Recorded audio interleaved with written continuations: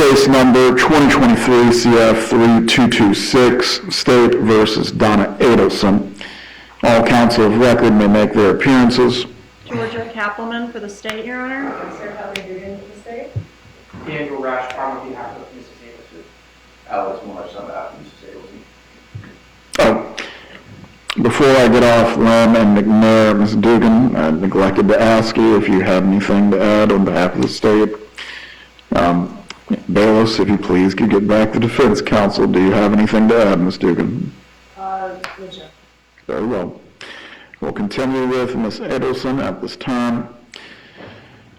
I want to go through all the motions that we are. Oh, let me turn on the Zoom as well before we get rolling. Thank you, Judge.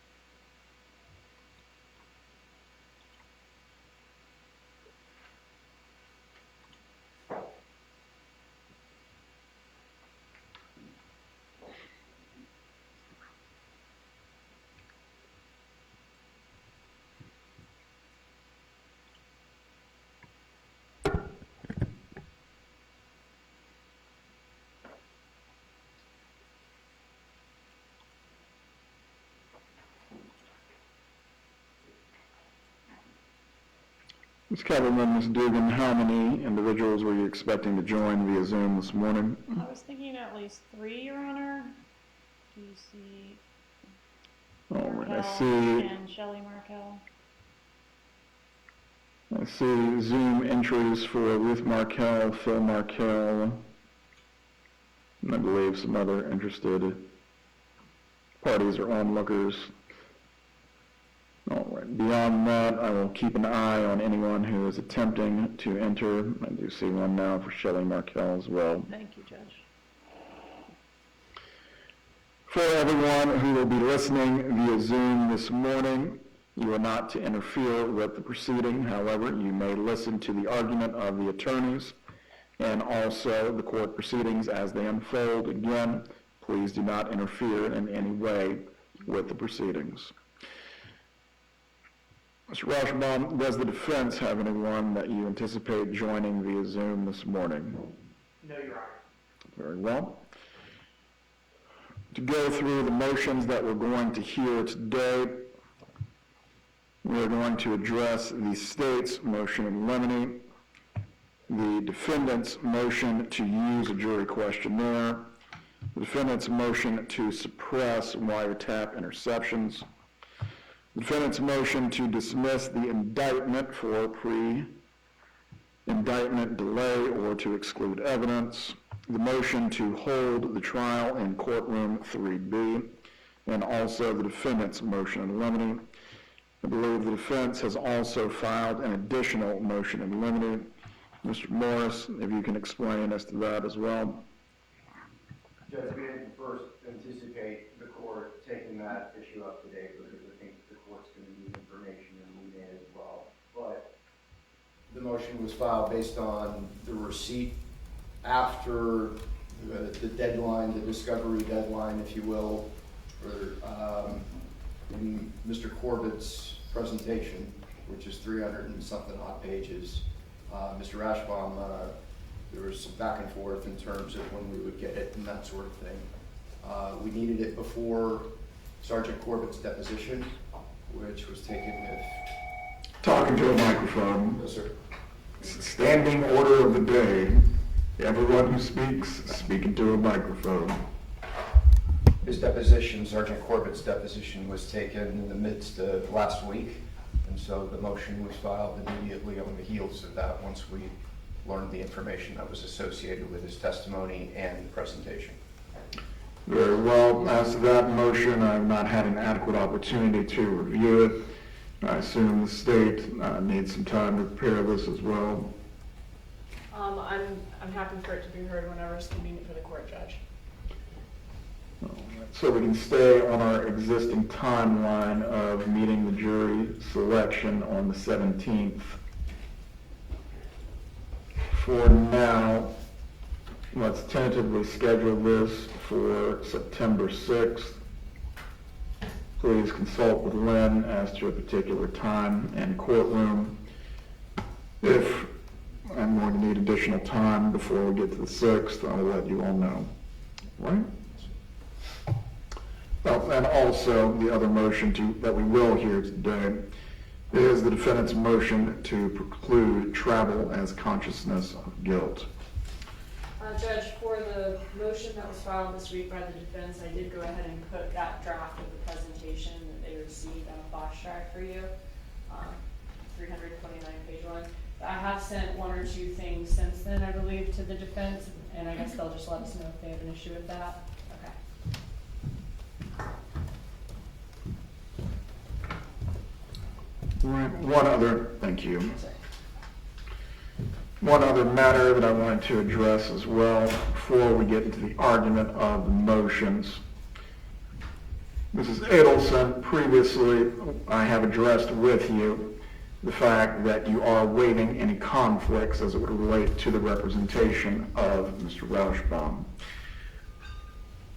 Based on where we stand procedurally at this point, when you first gave this waiver, that was prior to there being any deadlines concerning discovery or being able to view the evidence that the state plans to present at trial.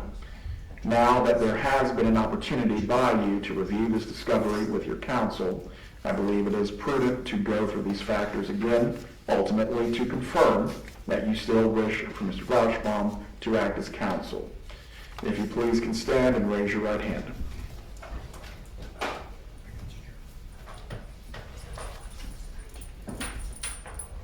Do you swear or affirm the testimony you're going to give will be the truth? Yes. You can lower your hand. Mrs. Adelson, you understand that you have, under the Constitution, a right to conflict-free representation. Do you understand this, ma'am? Do you also understand as well that one of your attorneys, Mr. Rauschbaum, previously represented your son in a case or a similar case in this matter? Yes. Do you understand that he has a duty to hold in confidence certain aspects of that representation? I understand that. Do you understand as well that this could create a potential or actual conflict as it relates to your representation in this trial? Yes. As to that conflict, do you realize, or I should say, do you understand that this could affect your defense in some way? Yes. Have you had an ability to consult with other counsel as to whether you wish to have a conflict-free counsel? I'm aware of that, yes. And as to any potential or actual conflict that may exist with Mr. Rauschbaum's representation, are you waiving this? Yes. Thank you. You may be seated. And again, so it's clear why I'm doing this, ma'am, at this stage, as we move closer to trial, things are going to occur rapidly, including rulings on the motions that you filed, rulings on the state's motion, how this is going to affect the evidence, and how this will ultimately affect your trial. At any point, if you decide that you are no longer willing to waive this conflict concerning the representation, that is something that I'm going to need to address. Do you understand this? I do. If defense counsel as well becomes aware before the next hearing that the conflict is no longer waived, please bring this to the court's attention. Yes, Your Honor. All right. Let's go ahead and start with the motion that procedurally bears on whether the case will move forward or not. The defendant's motion to dismiss the indictment for pre-indictment delay.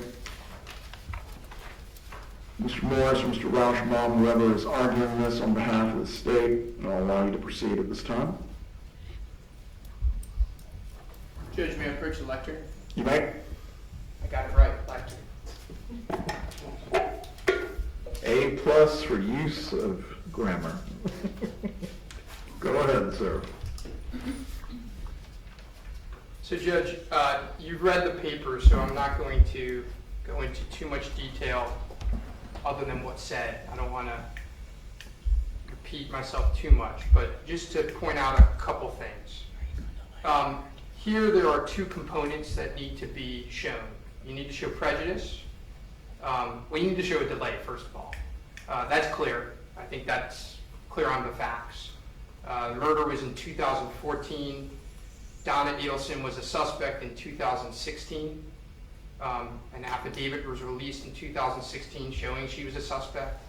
You'll see the evidence in this case. We've had an opportunity to review the exhibits the state intends to present is the exact same, pretty much, evidence that existed in 2016, that existed in 2019 in the trial, the first trial, Catherine Magbanua and the others. So you do have a time delay.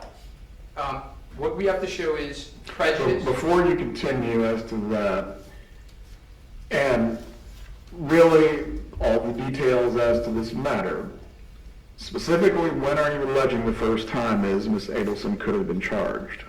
She could have been charged in any time. She could have been charged in 2016, right? She could have been charged. They had affidavits for arrests of certain individuals that they didn't do in 2016. So she could have been charged in the first indictment of Catherine Magbanua, Sigfredo Garcia, and Luis Rivera. She could have been charged at any point in time from there on forward.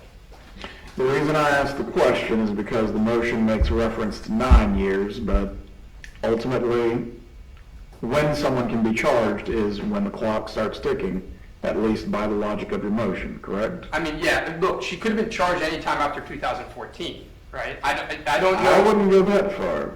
I'm just saying, look, this is not, and to be clear, this is not a statute of limitation. There is no statute of limitation. There is none. So we agree with that. But she could have been charged any time after the murder. But what's clear is that the evidence that they're using today, they had in 2016, right? Much of the trial in 2019, 2022, and 2023 is the exact trial that we're going to hear in 2024. So the only new evidence since then is her trying to get on an airplane to go to Vietnam, which we don't think is evidence, right? So essentially, their trial is based on wires that existed in 2016, emails that they had in 2016, text messages that they had in 2016, right? And they certainly had it in 2019. So 9 years is 9 years from, I guess, the murder, right? But if you're looking at it in any component, you're looking at what would fit under Florida law, under the 11th Circuit law, certainly a time delay, okay? So when you get that, then you have to look at the prejudice component, and you have to look first at the prejudice component. And you see here that because of that time delay, there are records that no longer exist that would show that she needs to defend herself against two of their main components of their case. So two of their main components of their case are going to be, and they're both brought in by Sergeant Corbett.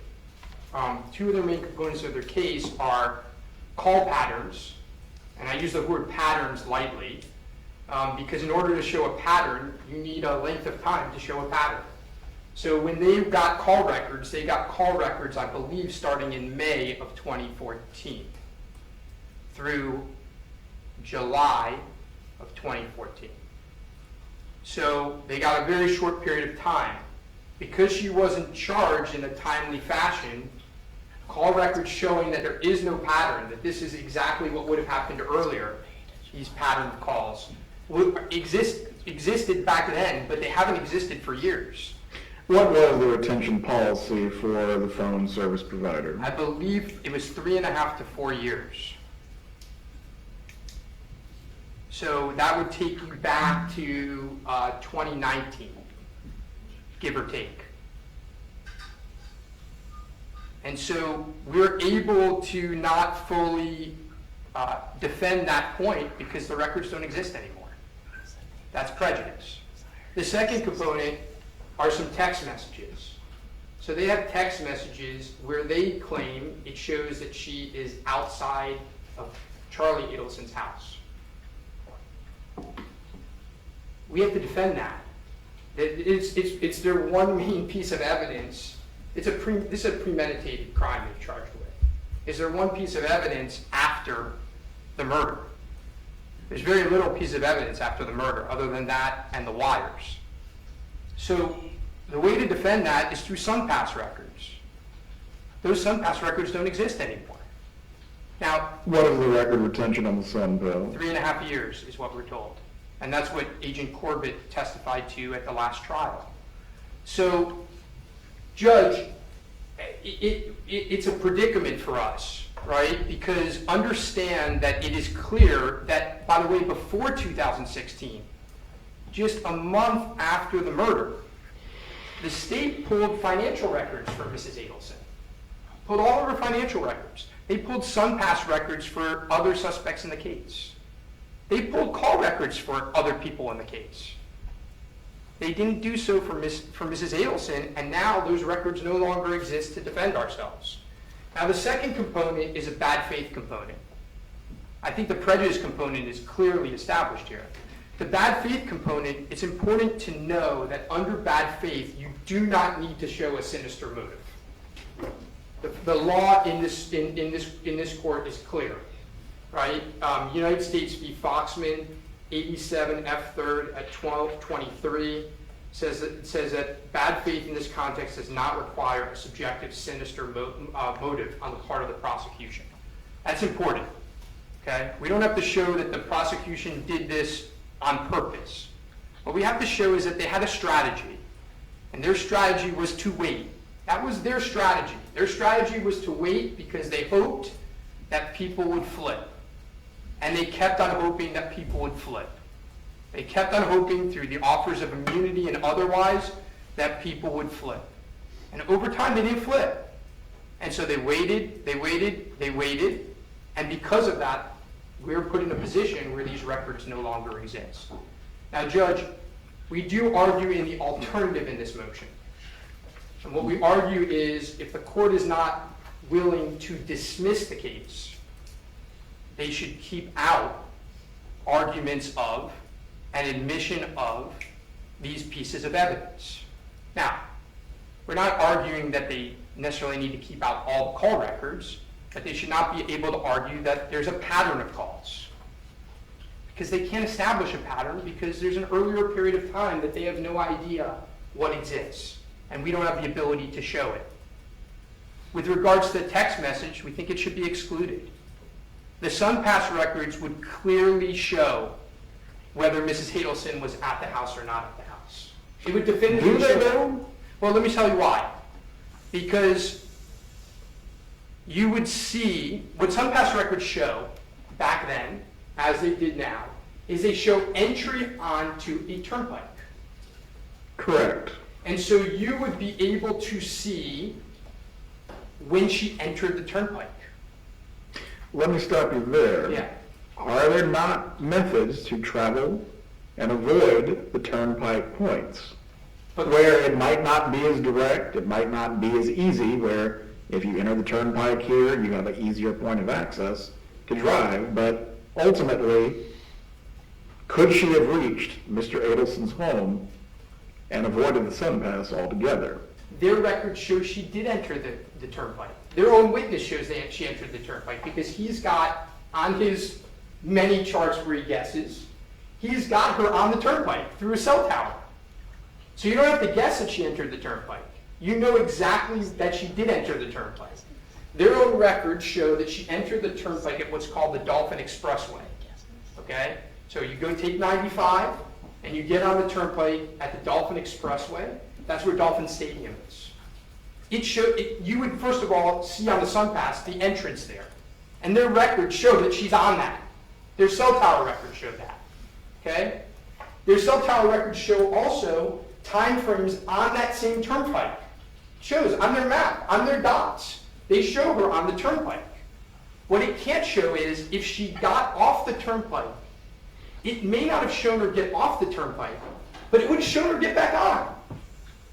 So in other words, if they're correct, and she had gone to Charlie Adelson's house, which she didn't, but if they're correct, at some point she would have had to exit the turnpike. Okay? It wouldn't have shown her exiting the turnpike because when you exit the turnpike, it doesn't show you exiting. But they have her at a certain point in time back on the turnpike. They would have known when she got back on the turnpike and where. And that would have showed whether she was at his house or not. Definitively, it would have shown it. We wouldn't have to guess about it. It's just how the SunPass records work. It shows when you enter, and then it shows parts at the turnpike. So they're using a witness to make guesses. They have these beautiful charts where they have her pinpoint, and then they have Charlie Adelson's house, and they show that it could take from this time to this time, extra time, but they have no idea when she got off, where she got off, why she got off, and they would know for certain, 100%, we would be able to show for certain, 100%, if we had those records, whether she was at his house or not. Excluding for one moment a future argument about Sergeant Corbett, why are these not right topics for cross-examination? Judge, clearly if they're allowed in, they're right topics for cross-examination, but you have to do a balancing test. This is the premier piece of evidence in this case. It is the number one piece of evidence in this case, outside your house. Because it is the only piece of evidence in this case, other than the wires, that ties Mrs. Adelson to anything after the murder. It is the only piece of evidence. We have the wires speak for themselves. We have the checks that she wrote. We're not going to argue that she didn't write the checks. This is the only piece of evidence. And they're using conjecture to get it in where if they had charged this case in a timely fashion, we would be able to show definitively she wasn't there. That's not our fault. All right, let's go back to the U.S. Supreme Court case that is the genesis of this argument, Vasco. I believe Justice Marshall goes through the role of the prosecutor and their duties, and also discusses how the prosecutor has an affirmative duty not to charge someone before they have probable cause, to thoroughly investigate the case, and also not to clog the court system with cases they cannot prove. What is your response ultimately to this discussion as it relates to this case? I think it's a very fair question. I think what you have to do is you have to then look at what has changed. So in other words, in doing that can't always be their answer, right? They can't just have a blanket answer. They have to be held accountable as to, okay, what has changed, right? And the reality is when you look at this case and you see what is going to be presented, you have the exhibit list. When you look at the exhibit list for this case and you compare it to the exhibit list in 2019, it is essentially the same exhibit list.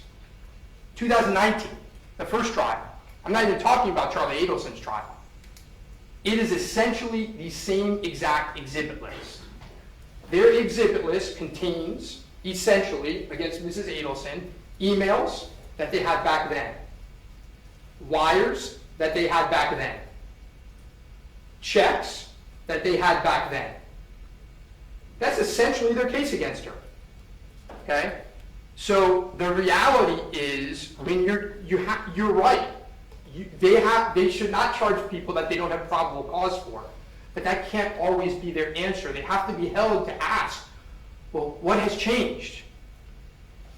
We asked a similar question in the last trial, and their answer was dolce vita. Okay, but dolce vita doesn't apply to Mrs. Adelson. She wasn't there, right? Everything that they had in 2000, and by the way, they had dolce vita, they just didn't have a clear version of it.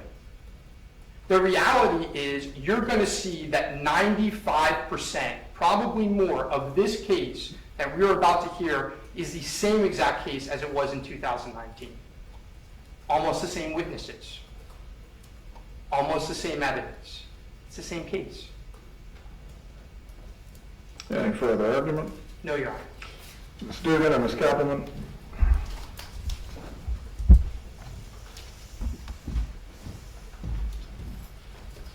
Thank you, Judge. So as the defense's motion states, the test here for is going to be whether substantial prejudice is caused, not just prejudice, to the defendant's right to a fair trial, and was it the product of bad faith so that dismissal is required. The two pieces of evidence that they talk about in their motion are the phone records and the sun pass, so I wanted to quickly go through each. For phone records, he says, well, you know, there are call patterns between the parties that occur on major events during the planning of this murder that the state presents. But every time we present this evidence, we also concede and present the fact that the people in this case, they all have relationships outside of any planning for this murder. Their boyfriend, girlfriend, their parent, child, they have children together. Those people in those relationships talk every day. That's normal and that's to be expected. And all these people do talk every day during the time that we have these phone records. Every time we've tried this case, the defense picks a random day. This is every trial we've had since 2019, I guess. Every defense attorney, you know, picks a random day that summer and shows that, hey, there's also calls between these folks on these other days where there's not a trip to Tallahassee or some other big event in the planning of this murder to show exactly that. They've done that every time through cross-examination, and they do that without having prior records prior to May of 2014. So there's no substantial prejudice to the defendant.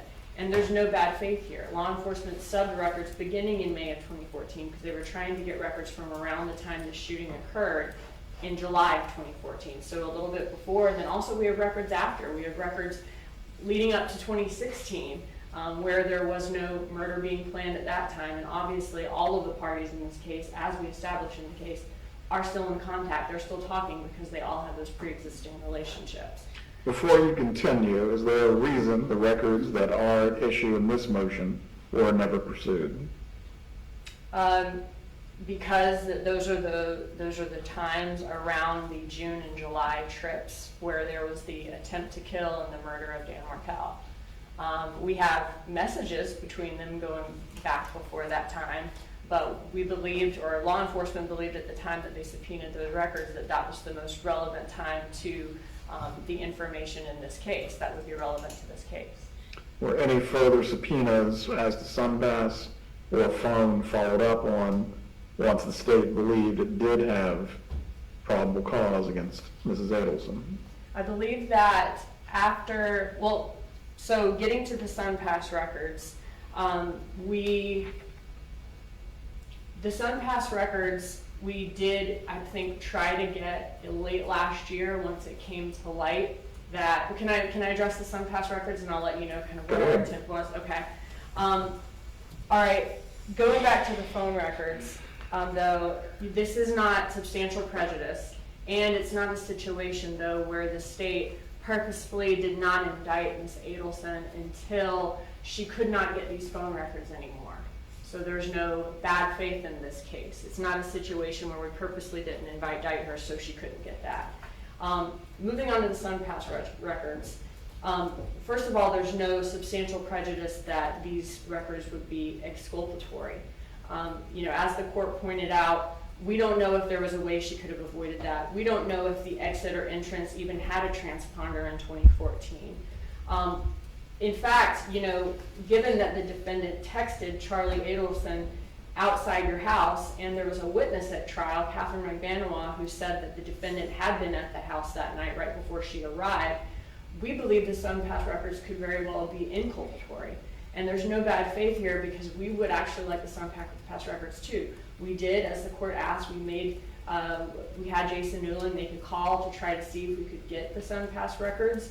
I believe it was last fall in 2023, but we also learned that, you know, they don't have them anymore this far late in the game. But the bad faith portion of this is only satisfied when the government makes a judgment about how to proceed with litigation to gain advantage over the defendant, and as a result, the indictment is delayed.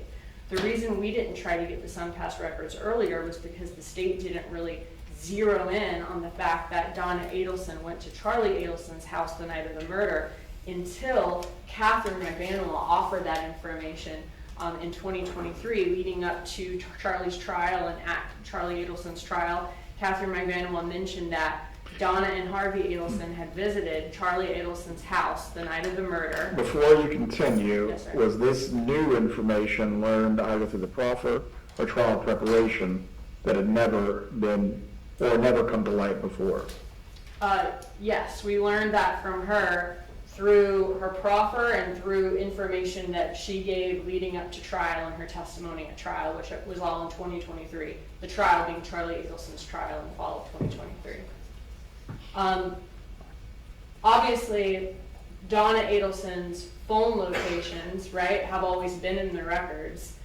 The messages have always been in the records, but we didn't zero in on the fact that, hey, that's where this cash could have came from, and that was this relevant to the money drop, until Catherine McManua said his parents had just been there right before I arrived. She said in her testimony that the money was there when she arrived, that it was damp. She believed Donna Adelson had washed the money. That made us zero in on the fact that Donna Adelson had been at Charlie Adelson's house right before she arrived, and that's when this money exchange could have taken place.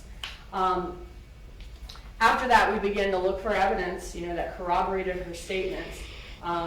Leading up to trial, and we found evidence in the phone records that corroborates the fact that Donna Adelson did go by the house through her locations, through the message outside her house. But this wasn't a situation where we waited to indict Donna Adelson until SunPass records were no longer available. We would like to have those too. The Foxman case says that the defense says that this delay had to have been a deliberate act to gain a tactical advantage, and that's not what we have here. I'd also point out, Dan Rashbaum has said that he was retained in this case by Donna Adelson in 2016. Every trial that we've ever had has been, on YouTube, if anybody wants to see it, and they could have, if they believe that these SunPass records or phone records were so exonerating and obviously needed, those could have been requested prior to when they would no longer have been able to have been received.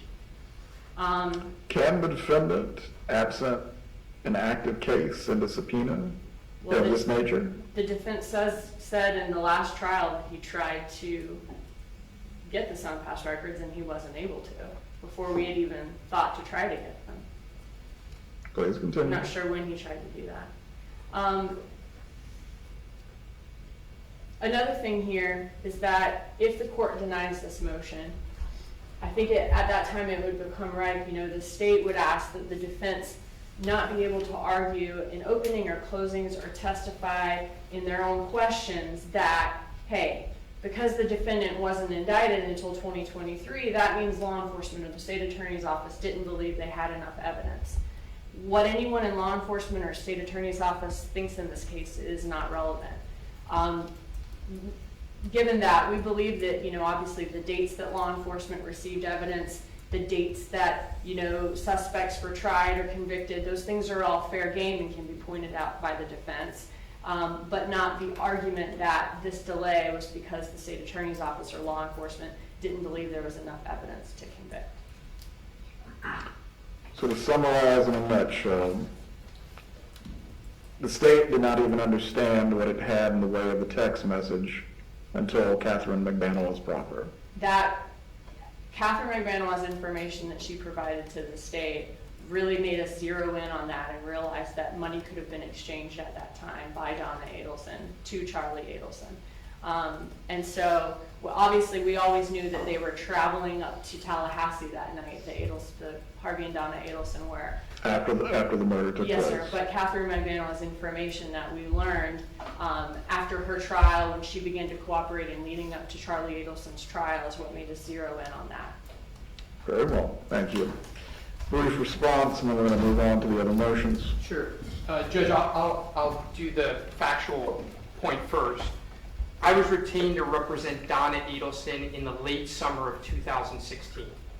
Okay, so I think it was the end of July, beginning of August 2016, I was retained to represent Donna Adelson. the first trial happened in 2019. When that trial happened, we tried to get SunPass records. We did. We couldn't, because we weren't an active party. We didn't have any subpoena power. Were you stonewalled by SunPass? They told us, yeah, exactly. Okay? When we tried to get SunPass records again was when Charles Adelson was indicted in the case. Then we were able to subpoena and try to get SunPass records. We were unable to do so because they didn't exist. So let me be clear on that. Okay? All right? The first time we were able to attempt to get SunPass records, they no longer existed. Okay? Now, with regards to them she makes a point that every counsel has picked a prior date. Let me tell you what happens. We did pick a prior date, but our universe for picking a prior date is like this big, right? And you'll recall at the last trial what happened with the prior date we picked, right? We aren't getting prior dates. They found court filing on that prior date. By the way, the court filing wasn't anywhere near the time of the calls. But they found a court filing on that prior date, and they made a big showing that this is another event, right?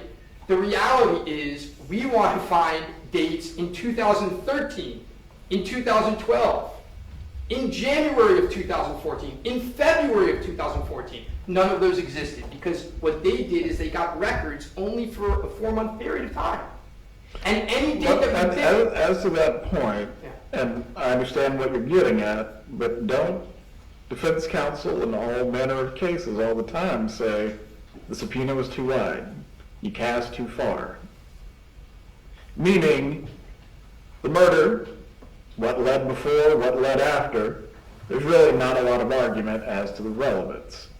But if the state is seeking records of your client, or hypothetically any defendant, going back years in advance, are they really permitted to do that?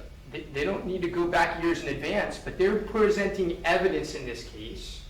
Let me make 2 points to that. First of all, they got financial records years in advance. So if they got financial records years in advance, why didn't they get the same cell phone records years in advance? What's good for the goose is good for the gander. If he thought it was good enough to get financial records that far back, get the cell records that far back. Number one. Number two, they're putting emails in this case back from 2012. Why not go at least back to 2012 or at least back to 2013? They just cherry-picked a 4-month period. And by the way, the records she talks about that come on later, they're related to the bump. They're not related to anything else, they're related to the bump. So yeah, they created an activity, and of course, that's going to create another pattern, a pattern, right? The reality is it's unfair because they're making a pattern argument that doesn't, if it was a science experiment, it'd be a false experiment. Their sample size is too small. And we can't counter it because the records don't exist. And we don't need to show that they did it we don't need to show that they indicted her after the records existed. We're not claiming that that's what they did. They made other strategic decisions to delay her indictment. And those other strategic decisions had this consequence. And because of that, if you don't dismiss the indictment, you should not allow these records to come into evidence. Do you have any response to the effect of the proffer as it relates to the messages? Of Ms. course. McDowell's proffer, which was taken last year. Of course, they had the message well before then. They had the outside your house message well before then. It's not, listen, when I saw it in discovery, which was before her proffer, I knew exactly what they were going to argue. It's very clear. You didn't need her crazy argument to know what they were going to argue. Well, let's look at this from the aspect of bad faith. Is it possible in a voluminous case file to not know what this one piece of paper actually means until a later date? It is possible, but you have three, because there's been 3 prosecutors in this case, very fine prosecutors who have tried this case going into that case 2 times. So very unlikely. Very, very unlikely. That's what I would say. Possible? Yeah, anything's possible. But it's not that hard of a message to figure out. You have one of the key suspects in the case who you've gotten other records for, communicating with another key suspect in the case, who, by the way, in 2019, their theory was the same, that it was a murder for hire done by these two individuals. You have those, and you don't have many text messages between the two. And you have one, and by the way, you only have like 3 text messages on the day of the murder. And so it's pretty hard to imagine that they didn't think a text message from mom to son on the day of the murder, on the night when you're driving up outside your house, 10 minutes is the response, was not an important text message. I mean, if you believe that, I don't know, Judge. That seems a little, I'm skeptical of that. Did they have the benefit, though, of the proffer until Ms. McDaniel gave it? They didn't have the benefit of the proffer, but you should listen to that proffer, because she doesn't talk about the outside the house message. And by the way, in that proffer, she doesn't even really talk about what they say she talks about. She did it on the stand, but she didn't do it in the proffer. That's not my memory of the proffer. She didn't say in the proffer that, I don't believe, that they had just left the house. That's what she said on the stand. They'd already put in the outside, they'd already marked that as an exhibit. So Judge, again, the standard is lower than what they're saying. Right? It's a bad faith standard, but it doesn't need to show that they purposely waited until after the SunPass records didn't exist anymore. We're not alleging that. We don't think that that's what they did. We think they made other choices that then made it. Look, at the end of the day, Judge, what it also is you get to do a balancing test. And it's a fairness argument. Aside from everything else, it's a fairness argument. It's clear Velasco is rooted in due process. Yeah, it's a fairness argument.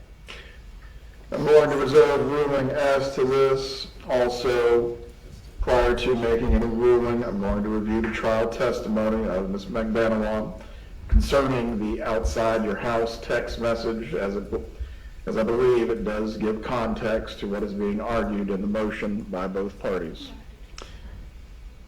Right, let's move on to the defendant's motion to hold trial in courtroom 3B. Mr. Morris.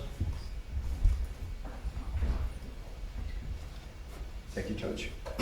We've had a little bit of discussion about this previously. There are a couple of practical reasons. You're going to be the best judge of what occurred during Charlie Adelson's trial and the interactions with jury and gallery. Essentially, this motion seeks a prophylactic measure against that. You're great at controlling your courtroom and being able to interact with the audience and the gallery. But you still want a different courtroom.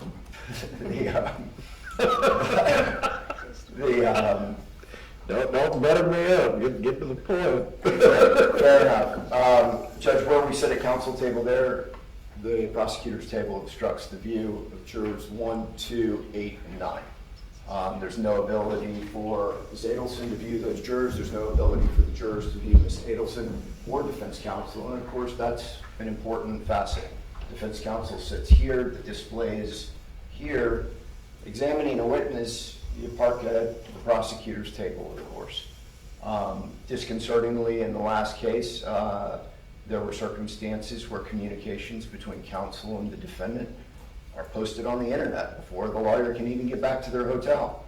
And so it's been interesting to read the media response. This isn't a circumstance of trying to curtail the media's ability to gain access. It's a function of trying to facilitate there are fewer opportunities for problems to arise. It's a practical consideration, and of course all of this is in your discretion. Well, I was going to say, in researching your motion, I did not come across a fundamental statutory or procedural right to be tried in a particular courtroom. Do you have one to argue today? No, I do not. It's a due process argument and an argument of prophylactic measures to protect against. And then the last component, which I've tried many cases in the courtroom, multi-co-defendant cases in the courtroom. All of them are different. The acoustics in this room are rough sometimes. But from the number of inmates that we potentially have testifying in the case and the movements of people, Yes. it's not my challenge. It's the bailiff's challenge, there are security issues, and I know there's difficulty here. Courtroom 3B is smaller and more compact. I know that someone has mentioned that there are technological concerns of it being antiquated. No better time for us to ask court admin for an upgrade. We've got time to be able to put a machine in that works appropriately. But it's really a functionality and a practicality argument to make sure that we best protect Ms. Adelson from things that we've seen occur previously. Very well. What you raise about counsel table, when we do have co-defendant trials in this room, a second table is added. There's the defense's preference to ultimately have what would be considered as the co-defendant's table and face the jury for the duration of the trial. I think we're, irrespective of which courtroom, I think that we would need a second table anyways. We have one additional person sitting at counsel table with us during the trial, so there would be 4. So we'd have the traditional L, if you will, from whether it be in 3B or here. It's a little bit more difficult here because of the configuration to be able to put that many people, but to answer your question, yes, we'd like to be facing the jury, but in 3B, I guess. Very well. Response from the state as to this motion.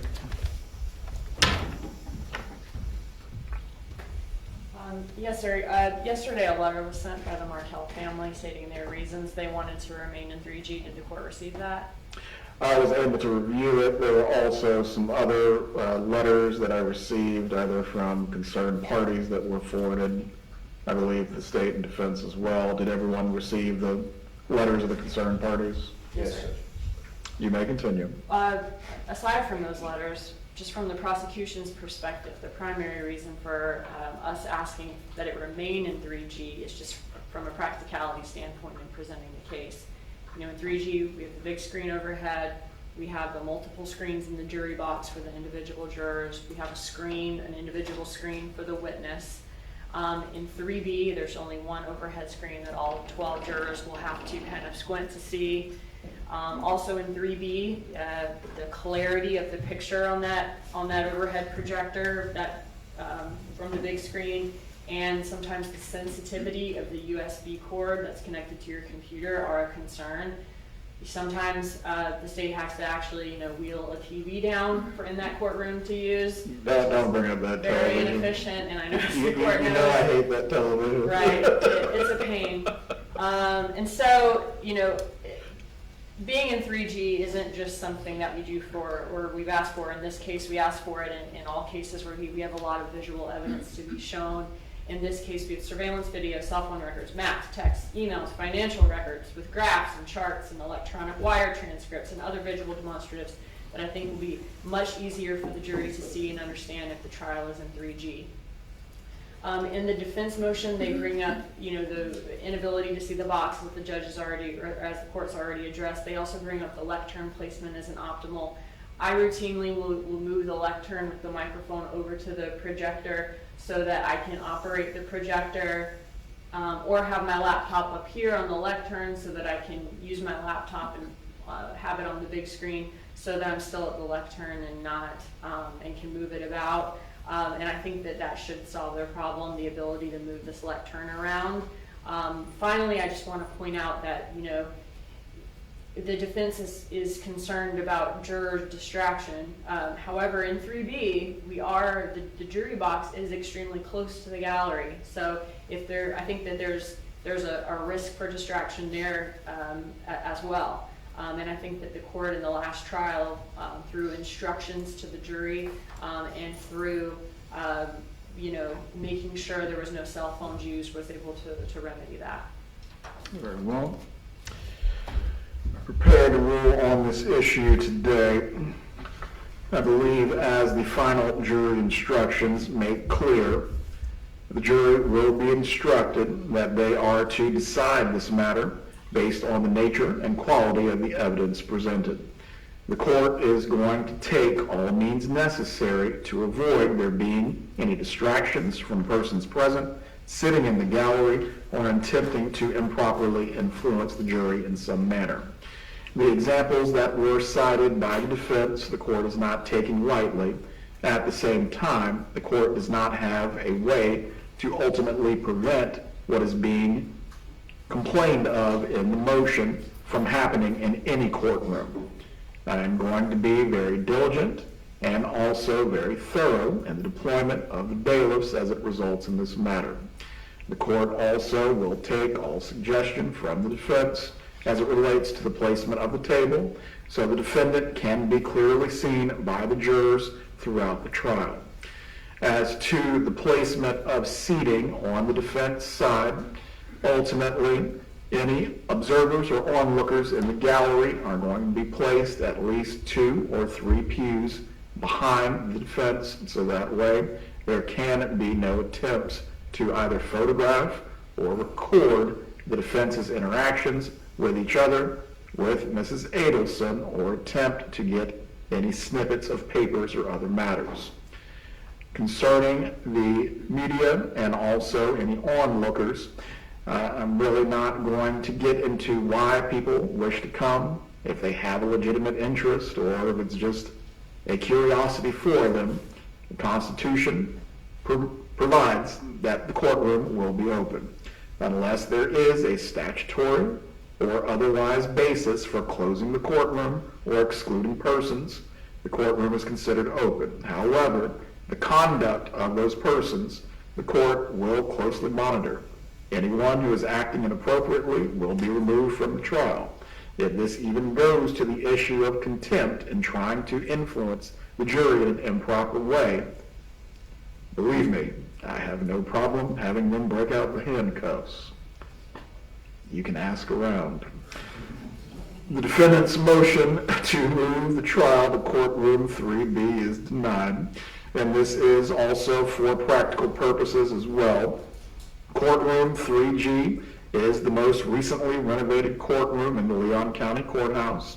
It has technology options that are unavailable in the other courtrooms, and it is also best capable of accommodating the needs of this trial itself. If the state can prepare an order or the defense as to the denial. Let's move on to the defendant's motion to suppress wiretap interceptions.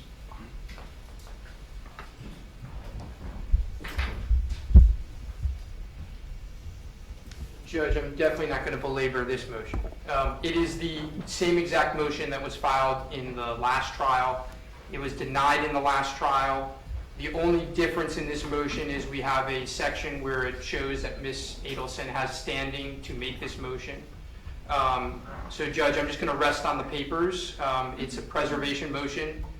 We respect your judge's ruling previously, and I don't think, unless you want me to answer any questions. I don't believe the state is contesting the standing of the defendant to raise this issue, correct? Correct, Your Honor.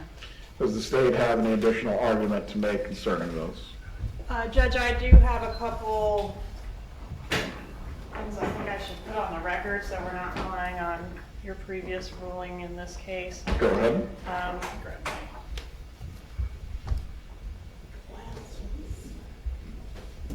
Well, as to certain findings or conclusions of law as to my review of Judge Hankinson's authorization, those to a certain extent I will be relying on, but I'll allow you to continue to make your argument. Yes, sir. I just want to put a couple things on the record regarding the standard for, it's alleged in the motion that necessity is a standard, and truly that's not the case pursuant to Phillips v. State 346 Southern 3rd 1252. Exhaustion and the objective of the criminal investigation are the standard, and in this case we have met that standard by showing that other investigative efforts have tried and failed or are too dangerous, or that this wiretap in this case was the most reasonable investigative technique under the circumstances.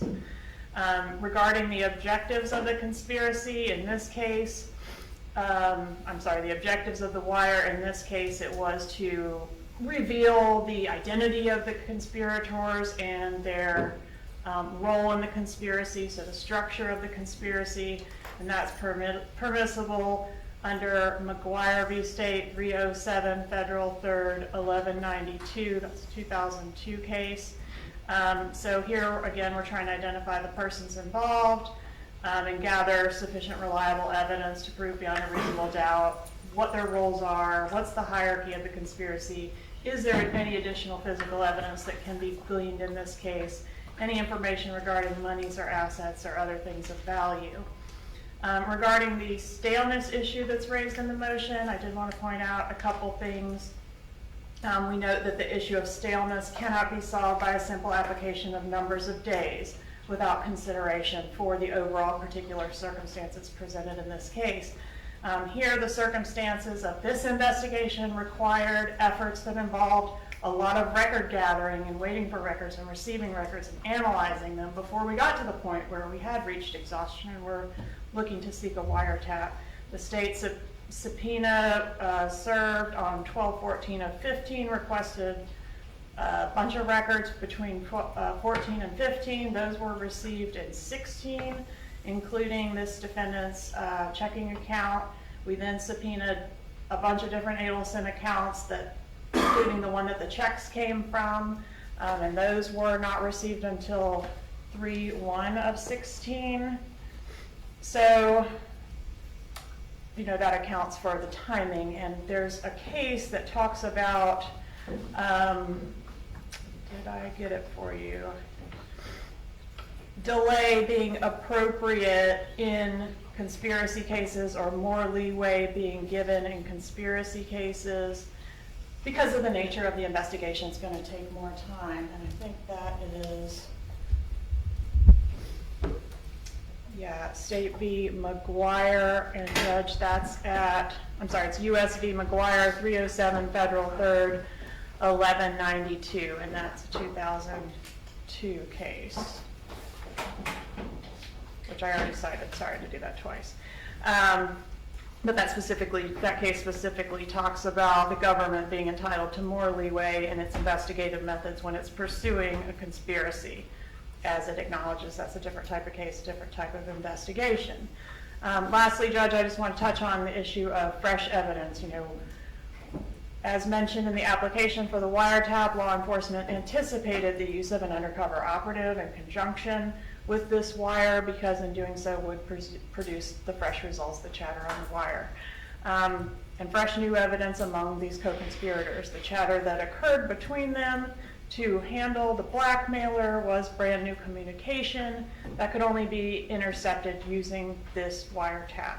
With this new evidence, the argument of stale probable cause becomes moot, because the new evidence was being created at the time that the wire was up and the communications were being intercepted. And there's a discussion of this fresh evidence and the importance of gathering fresh evidence in U.S. v. Maestas, M-A-E-S-T-A-S, 2016 Westlaw 9725188. So that was all I was going to put on the record, unless Your Honor had some questions for me or wanted me to put anything else. No additional questions. As to the application for the wiretap, did the defense have any additional exhibits that were previously not provided during the Charlie Adelson motion hearing or for this motion? No, Your Honor. Very well. The court will file its written order in this matter. Let's move on from here. Judge, can we just ask that those exhibits be incorporated in the record here? Yes. Thank you, Your Honor. All right, let's move on next to the defendant's motion to use a jury questionnaire.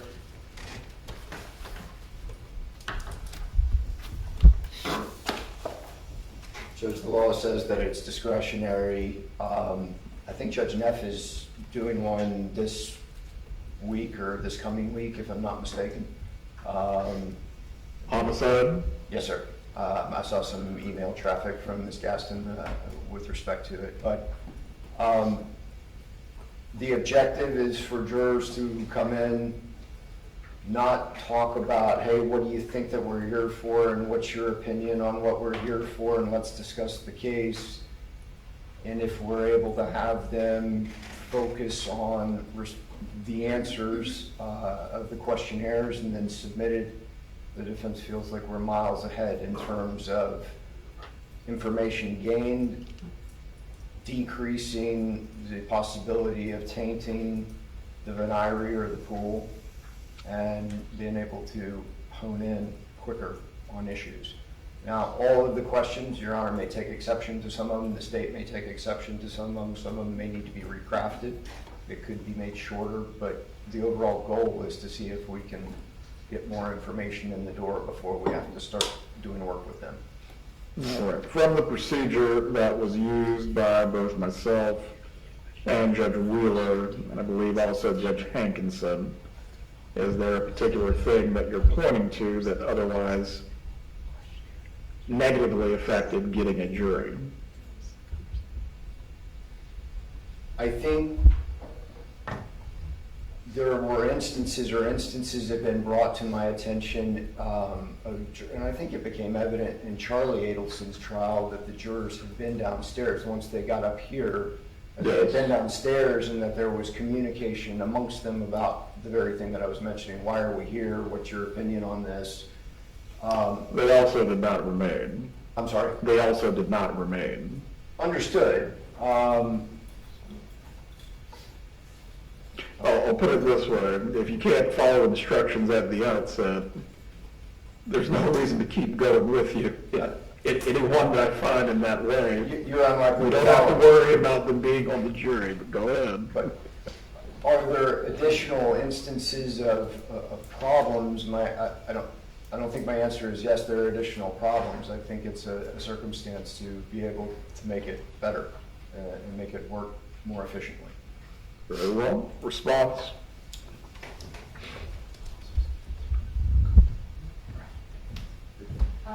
The state objects to using the questionnaire. We think, we'd like to hear and see these jurors answering the questions that the court asked last time. Sometimes it's just as important to see how someone answers the questions and their body language and what they say and how they say it, as it is to hear the words that they're saying. And so we'd like to not have one for that reason. Also, we just don't believe that it would save as much time and be as efficient as the defense thinks it may be. I think we have to litigate, well, what does it look like? And both sides are going to want something different. And then we've got 5 or 6 pieces of paper for each juror that the juror then probably ends up getting asked about anyway. So the state would object to it for those reasons. Very well. As to this motion, the court will rule on it now. The court is going to deny the motion, and again, looking at this on practical grounds, ultimately, there is going to be examination by the court on the issues of pretrial publicity and hardship to serve in a trial of this length. The ability to engage an individual venire with the entire venire that has been summoned will sufficiently accomplish the goals of the jury selection. Both parties will be able to follow up on the court's questions. Additionally, as well, as my memory serves from the Charlie Adelson jury selection, several individuals who either were going to be cause challenges or other issues were discovered, such as them seeking to gain admission to the jury, were thoroughly rooted out during the process. In that way, this will work the same for Mrs. Adelson as well. Anyone who is biased or anyone who is trying to gain access to the panel improperly, we are going to get to the bottom of it. The process has worked. I believe it will work again. All right, let's move on to the defendant's motion in limine.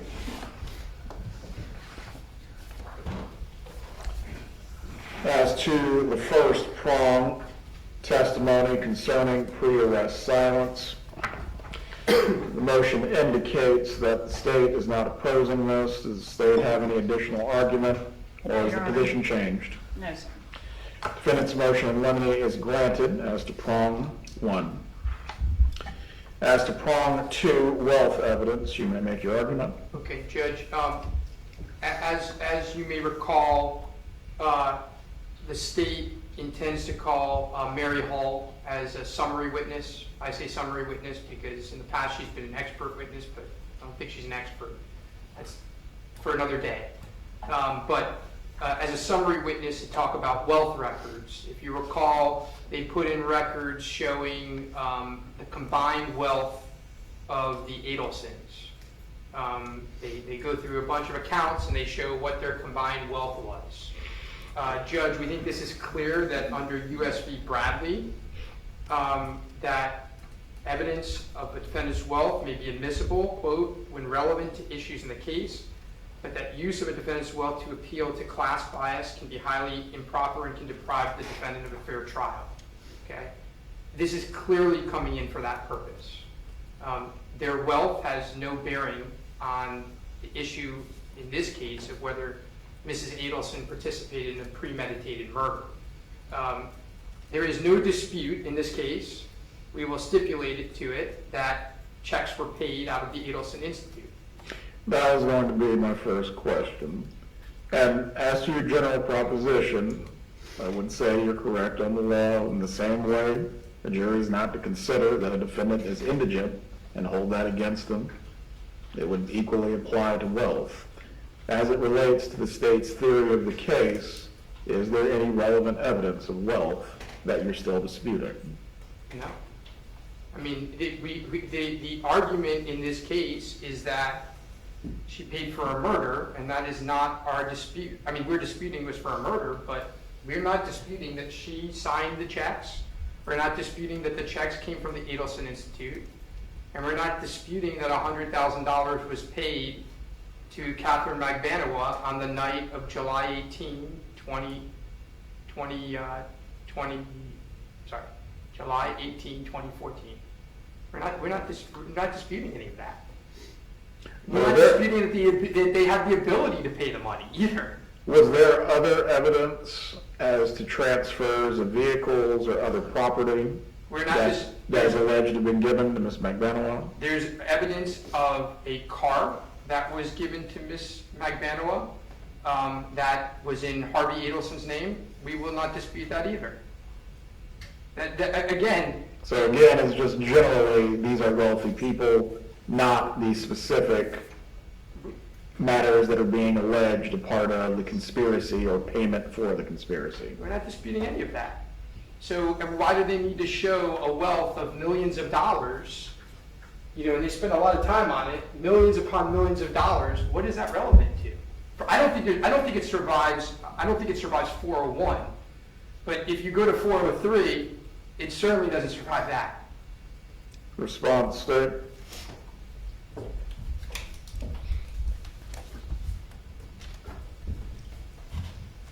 Judge, this is a murder for hire. The state's entitled to prove that this defendant had the means to make the payments that are alleged, to make the payoffs that are alleged, to buy the cars, property, etc., gifts, etc., that are alleged to have been received by the killers. And it's relevant to show that they have the ability to make the $1 million proposed bribe that preceded the death of Mr. Markel. It's important to show the means relative to the payoff. So this was a drop in the bucket, right? That's important, I think, for the jury to understand the motive and the means and how this was executed. Very well. As to this particular point, it will be granted in part and denied in part. As to evidence which specifically demonstrates that either Mrs. Adelson or one of the other co-conspirators used assets to pay Catherine Magbanawa or other members of the conspiracy, the state is going to be permitted to demonstrate that evidence. As far as any general presentation, however, as to all assets of the defendant, that is where the line is going to be drawn. As to Mrs. Holt being examined on whether the defendant had adequate assets to otherwise participate in what would be called the $1 million bribe, or is alleged to be the $1 million bribe, the court will permit that. But again, just going into a general examination of all of their assets as to showing in some sort of way to create a wealth bias, the motion is granted in that aspect. If we need to get more specifically into which pieces will be used, we can do so. Are there questions as to the ruling? May I have a moment to confirm? Go ahead. Judge, may I need something clear too that might help? We're not going to dispute the $1 million offer. In fact, we're going to bring it out. So that won't be an issue. Yeah, I don't think they can hamstring us by stipulating to things. Like, we still haven't. You don't have to accept the stipulation. Right. I believe this much is clear as a matter of trial practice. Let me just confer with counsel about the financial evidence and see if there's any clarifications needed, Your Honor. Go ahead.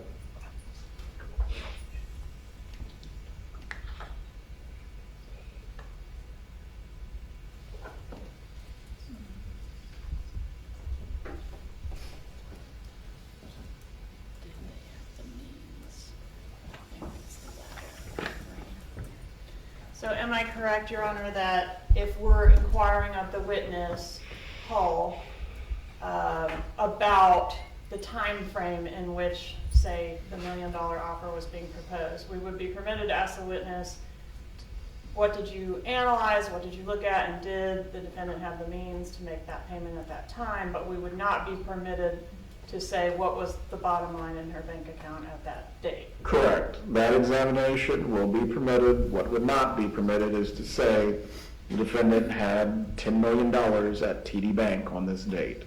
I believe that's ultimately what the defense's motion goes to. Am I correct? That's correct, Your Honor.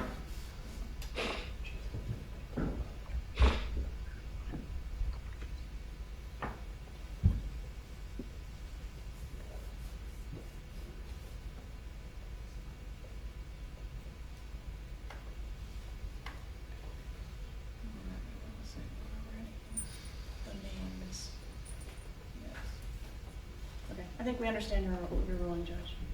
Let's move on to number 3, hearsay testimony from Jeffrey Lacoste. Okay, this one's a little bit more complicated. Not as complicated as you think, but you may make your argument. All right, so Judge, in the last trial, we filed a similar motion and you ruled in our favor. You excluded the hearsay testimony as being just that, hearsay testimony, okay? And what proceeded to happen, as we all know, is the state then asked the question of this piece of evidence, of these statements, to Wendy Adelson. Wendy Adelson denied that she ever said these things, and then they were able to backdoor it in through impeachment. Okay? Well, I wouldn't consider it as a backdoor as much as, would you agree with me, there are often times when it comes to evidence, may not be admitted for one purpose, does not exclude its use in other ways. I would agree with that statement, but I would disagree that it wasn't a backdoor. But nonetheless, that was that trial. This is different because the question to Wendy Adelson in the outset in that trial was about a statement that Charlie Adelson made. So it fit an exception to the hearsay rule, which was it was a statement of a party opponent. Okay? In this case, the statement, if they ask Wendy Adelson the question in the outset, it doesn't fit such an exception. It's not a statement of a party opponent. Asking Wendy Adelson what Charlie Adelson said is still hearsay because Donna Adelson is the party opponent. And it's not a statement in furtherance of the conspiracy because none of this had to do with any conspiracy statement in furtherance of the conspiracy to commit a murder. None of these statements are in furtherance of a conspiracy. So what I'm trying to say in short order is, number one, we assume you're going to rule the same way, that it was hearsay, and prevent it from coming in through Jeff Lacoste. And what we're also arguing is that it should come in through Wendy Adelson because that is also hearsay. It's hearsay because it doesn't fit an exception. That it would have in Charlie Adelson's trial. Doesn't fit any exception in this trial. And so we're asking that it not come in at all. Now when you look at the statements, they're all a little bit different. Buying her a television was cheaper than a hitman, that Charlie Adelson actually looked into possibly hiring a hitman, and then that Charlie Adelson described a dinner as a celebration. That's even after the murder. So that's even, and then Charlie Adelson kept large amounts of cash in his home, right? These are all statements that are hearsay, right? They're hearsay if asked of Jeff Lacoste, and they're hearsay if asked of Wendy Adelson. And as a result, they shouldn't be allowed to be asked or admitted. Response from the state? I disagree, Your Honor. I think these are statements against interest. These are One statements. moment. I need to remove some people from the Zoom. Yes, sir.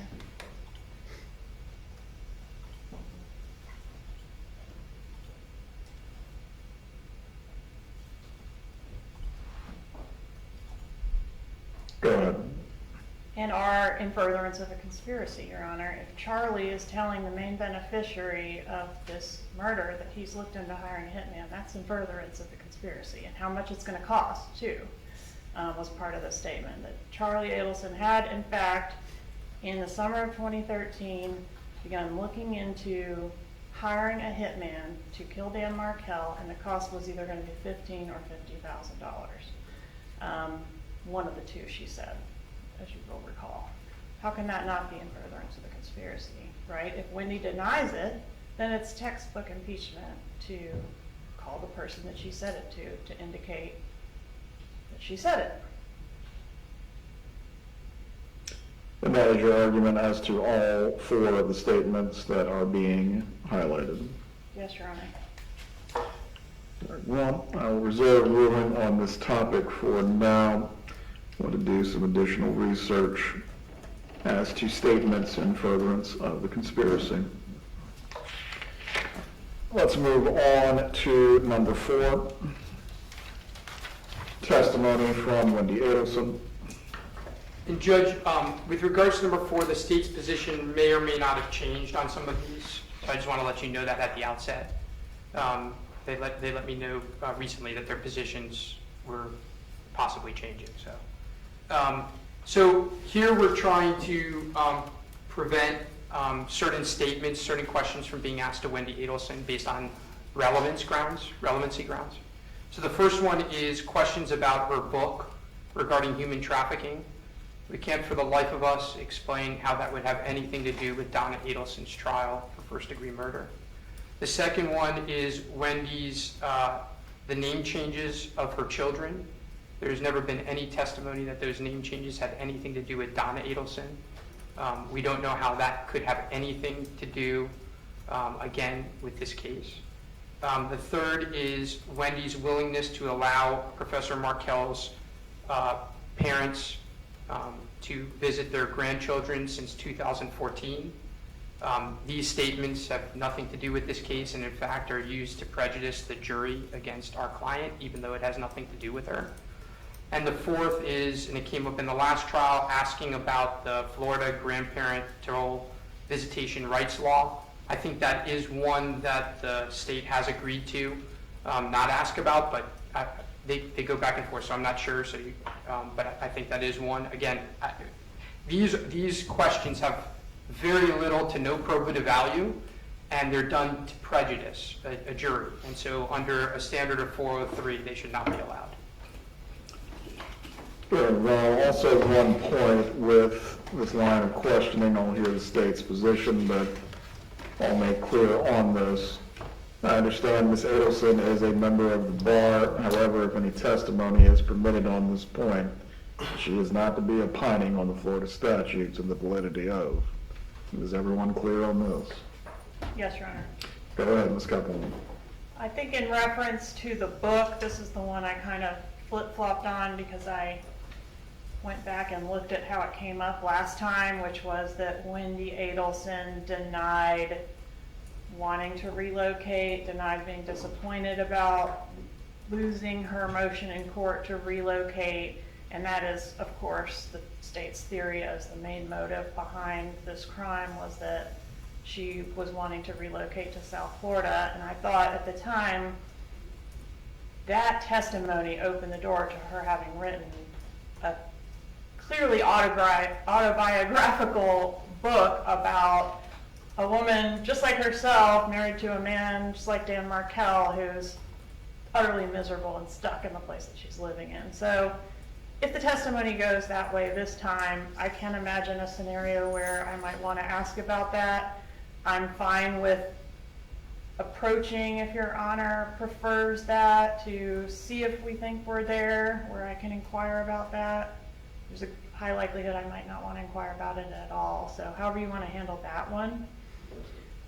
In reference to the other two items, I think those go to the state's theory that this crime was done in order for Wendy to move to South Florida with these boys and to erase their father and his family from their lives. And there's a lot of evidence of that, and that's part of the failure to provide access to the children to his grandparents and the name changes. So these kids were 2 and 3 at the time, and it's the state's theory that the effort was to eliminate their father, not just physically. Right. As to that point, Ms. Kappelman, I understand the relocation and the divorce proceedings as it plays into the state's theory, but ultimately, was it not Mrs. Adelson's right as the parent and guardian of the children to change names or make certain parental decisions after the other parent has deceased? Absolutely, Judge, but those decisions might be relevant to the state's theory in the murder. I'm not alleging that she's done anything illegal, but I think it's relevant to the consideration of whether or not this murder was done. It's inconsistent with what you would expect a parent to do on the heels of the murder of their father, right? So I think a reasonable juror could infer something from that and should be permitted to do so if they find it compelling. Any further argument as to this issue? No, Your Honor. Just one briefly. Go ahead. Wendy Adelson isn't on trial. So, I mean, this may be a different topic if this were the trial of Wendy Adelson, but this is the trial of Donna Adelson. And what they're trying to do is they're trying to dirty up Donna Adelson based on decisions, either fair or not fair, that Wendy Adelson made.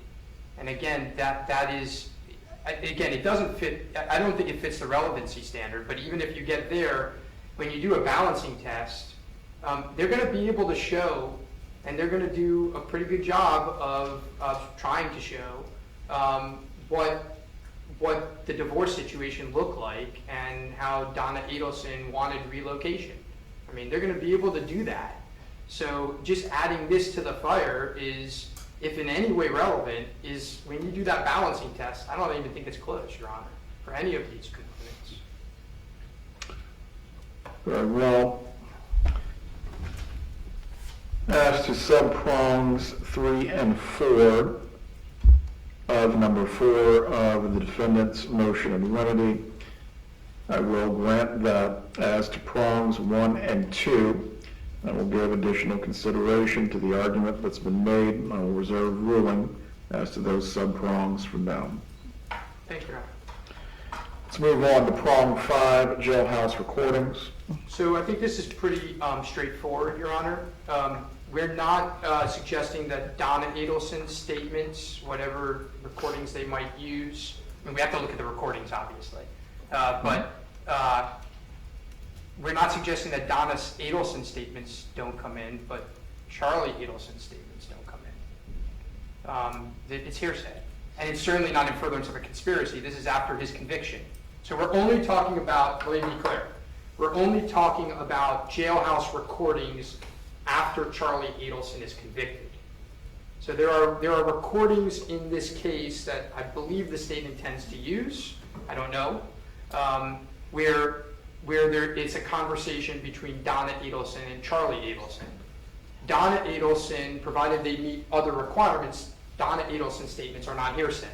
They're statements of a party opponent. It's an exception to the hearsay. It's not hearsay. But Charlie Adelson's statements are just black letter law hearsay.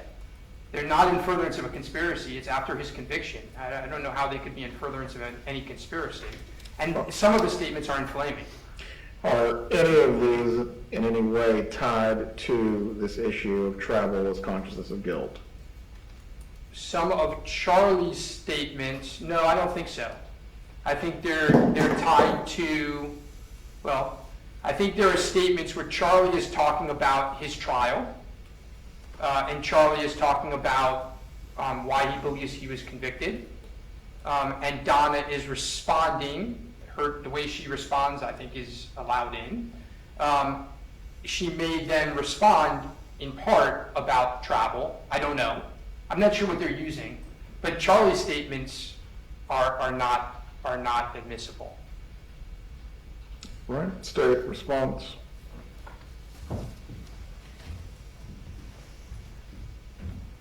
These are statements against interest that are made by Donna Adelson or are adopted by Donna Adelson in a conversation on a recorded line. We're not going to be able to extract one voice out of a conversation and only play half the conversation. What is the subject matter of what you seek to admit in this way? Well, we're talking about a few things. One call is the open line call, which I think Your Honor will know what I'm referencing. Maybe you're going to have to listen to these, but there's a call where This was Charlie in the actually... loan application. Yes, Charlie actually drops off the call. So we would want to play a few statements of Charlie just to show, like, this is what's happening. It's a call where he's dropping off. She's, continuing to talk in the background. So I'm not sure if that's the one we're talking about or not, since Charlie's not really featured on that call. There are a couple other calls where the nature includes some of the talk of fleeing, relocating, committing suicide, and those types of things. So maybe those are calls that need to be provided to Your Honor to make a decision. That would probably be best before I rule on this. Yes, sir. Also, as to this point, and I believe there already is a standard jury instruction as it relates at least to law enforcement and a defendant's interview, is your argument essentially this goes to the context of the call? Yes, context, admissions, context and adoptive admissions in some instances, yes. Very well. I'll need to review these calls before I can actually make a ruling on, because as the defense has noted, this is a call between Mrs. Adelson and Charlie Adelson about the quality of the food at the jail. We have hearsay problems and we have relevance problems. Ultimately, I assume anything the state would be seeking to admit is going to meet a relevance threshold from there, whether playing the entire context of it would otherwise get over the hearsay issue that I still need to determine. If admitted, though, this would be subject to a specific limiting instruction. I have given instructions in other cases concerning the use of context in a recording. I will read the sample instruction to the parties. You also may propose any suggestions if it is admitted. But ultimately, it would be, members of the jury, you're about to hear statements from co-conspirators or co-defendants of the defendant. These statements are pertinent only to explain the reactions and responses they may elicit. You are not to consider these statements by any co-conspirator or co-defendant as true, but only to establish the context of the defendant's reactions and responses. That ultimately, if any will be admitted at all, that will be subject to that instruction to the jury. So it is clear, Mr.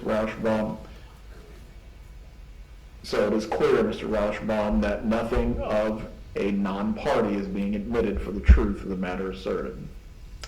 What?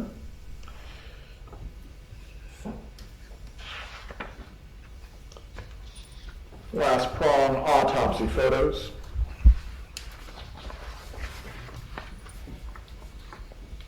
So, Judge, the Florida Supreme Court has held that autopsy photographs are admissible if they are relevant and not so shocking in nature as to defeat the value of their relevance. But to be relevant, a photo of a deceased victim must be a probative issue that is in dispute. Okay? In this case, there is no dispute as to Professor Markel's death or the means that he was murdered. There's no dispute as to that. In the last trial, and I might be wrong about this, I think I was kind of conservative, 10 separate exhibits, 2 x-ray images, 8 photographs. I mean, it's clear what the state is trying to do. We understand they have to meet their elements, and one of the elements is to show that he was killed. That has never been in dispute. We understand Old Chief. We understand that ruling as well. But Judge, we would ask that these autopsy photographs be limited. That's our request. Although I believe, I'm not certain if any of these were used during the examination of Mr. Rivera, but doesn't the examination of Mr. Rivera in some ways coincide with these photos, at least as to how the murder was carried out itself? I mean, they weren't used with Mr. Rivera, I don't think. They were used with a medical examiner, and they were used in closing arguments. I don't know that, again, I think it's a balancing test. I don't think anyone's disputing how the murder was carried out. There's no dispute. I mean, No, not that he was shot, but ultimately Mr. Rivera's details of what actually occurred as it relates to his credibility as a witness and explaining other aspects of the conspiracy. they haven't done that in the past, but we don't intend on attacking his credibility when it comes to how the murder was done. State, you may respond.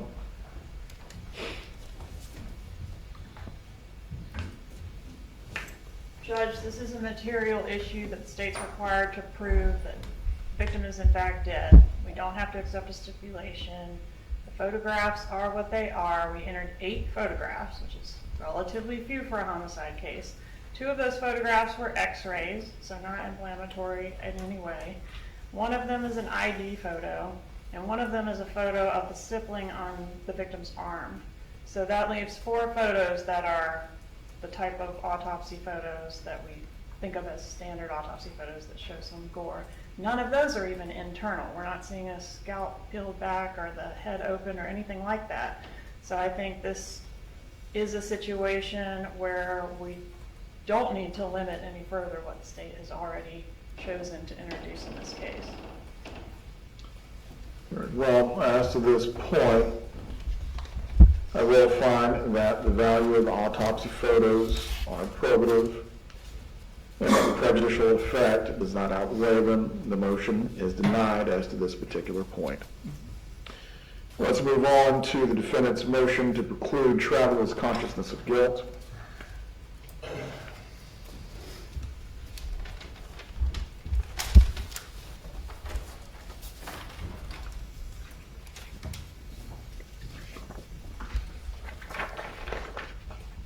So Judge, I think our motion to some degree speaks for itself.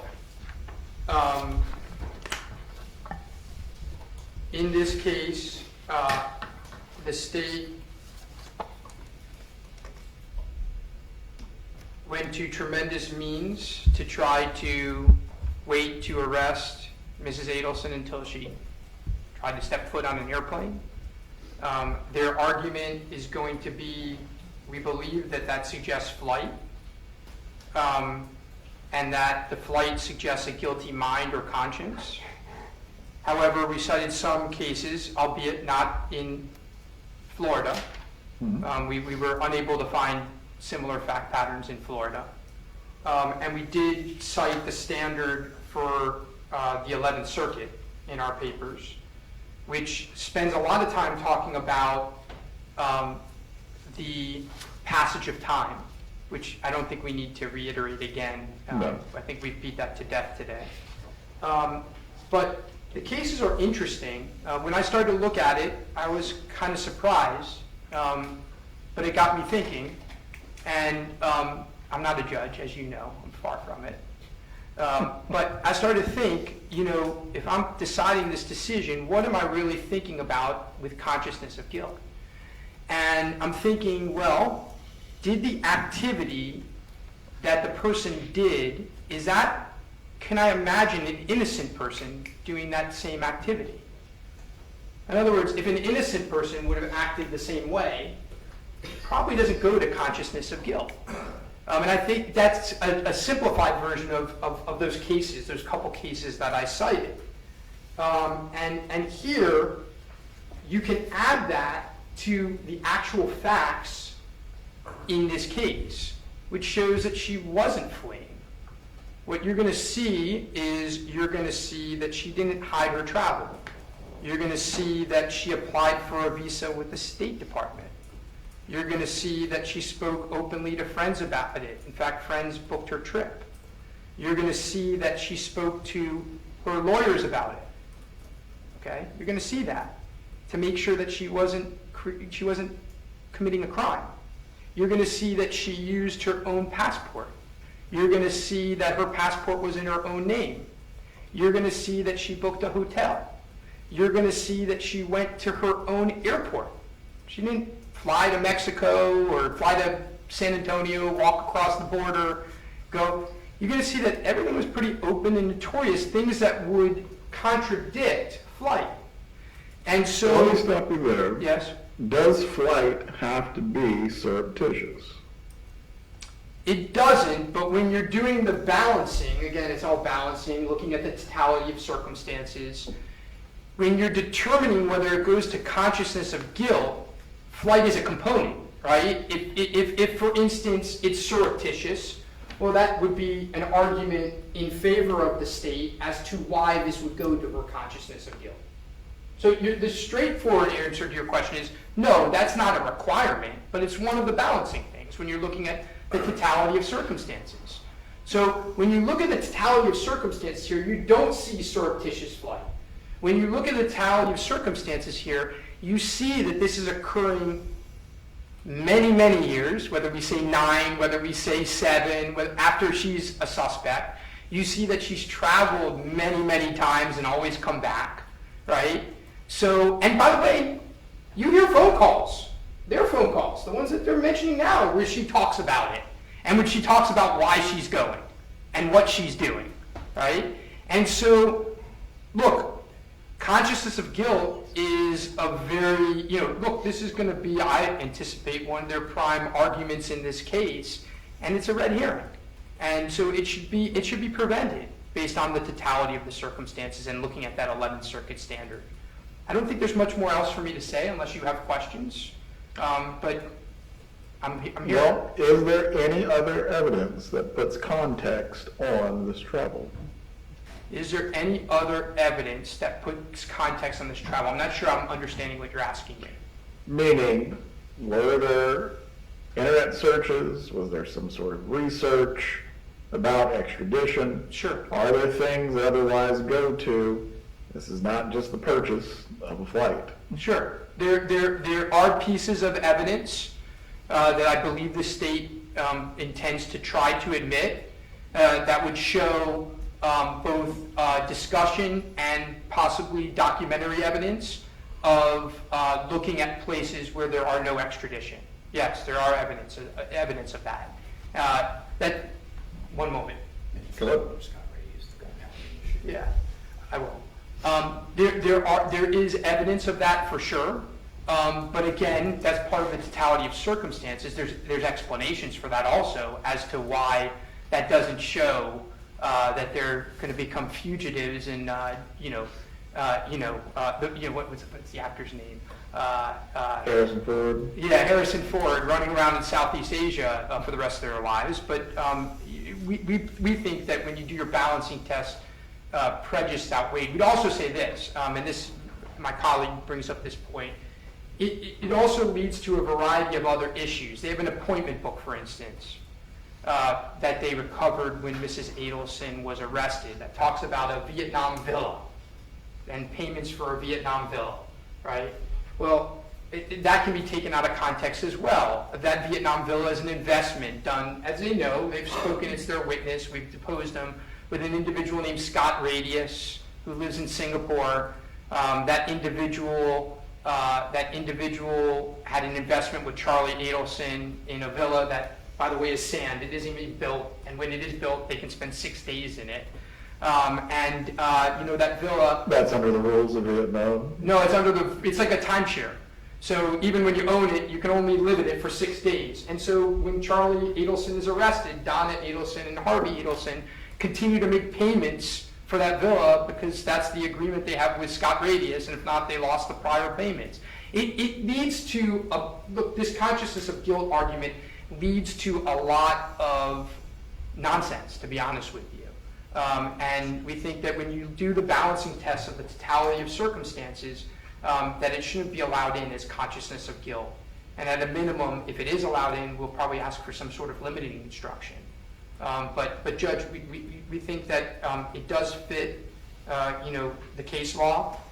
Nothing binding on this. I mean, I think the case law of the 11th Circuit is very clear. It's in your discretion. But we think that given what they've done and the importance of this evidence to them, we think that when you do the balancing test, it fails. State.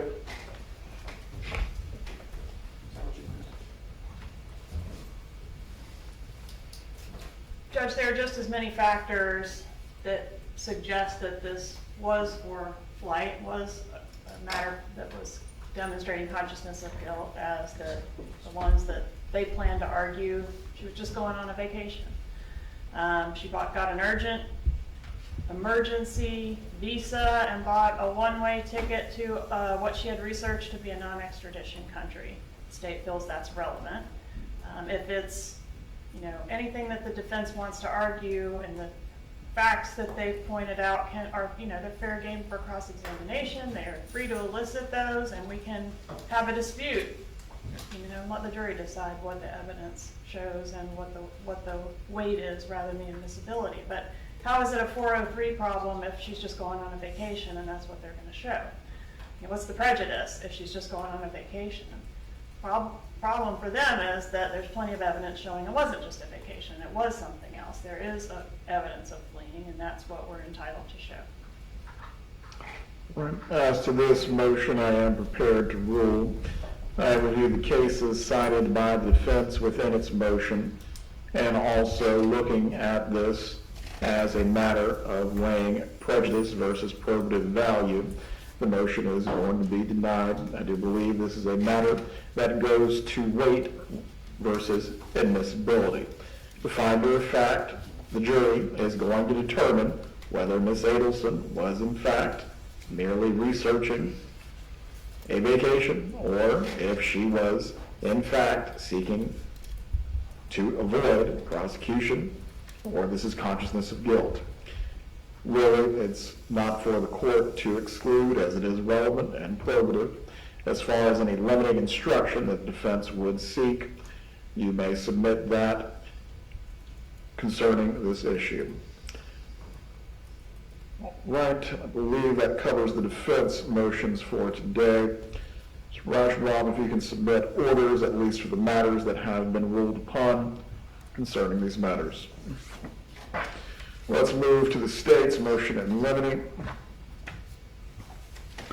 As to prong 1, Ms. Kappelman. Yes, Your Honor. As we have done previously, we are moving to exclude Mr. Rivera's affiliation with the gang and any specific prior bad acts as irrelevant and bad character evidence. Did you want me just to address prong 1?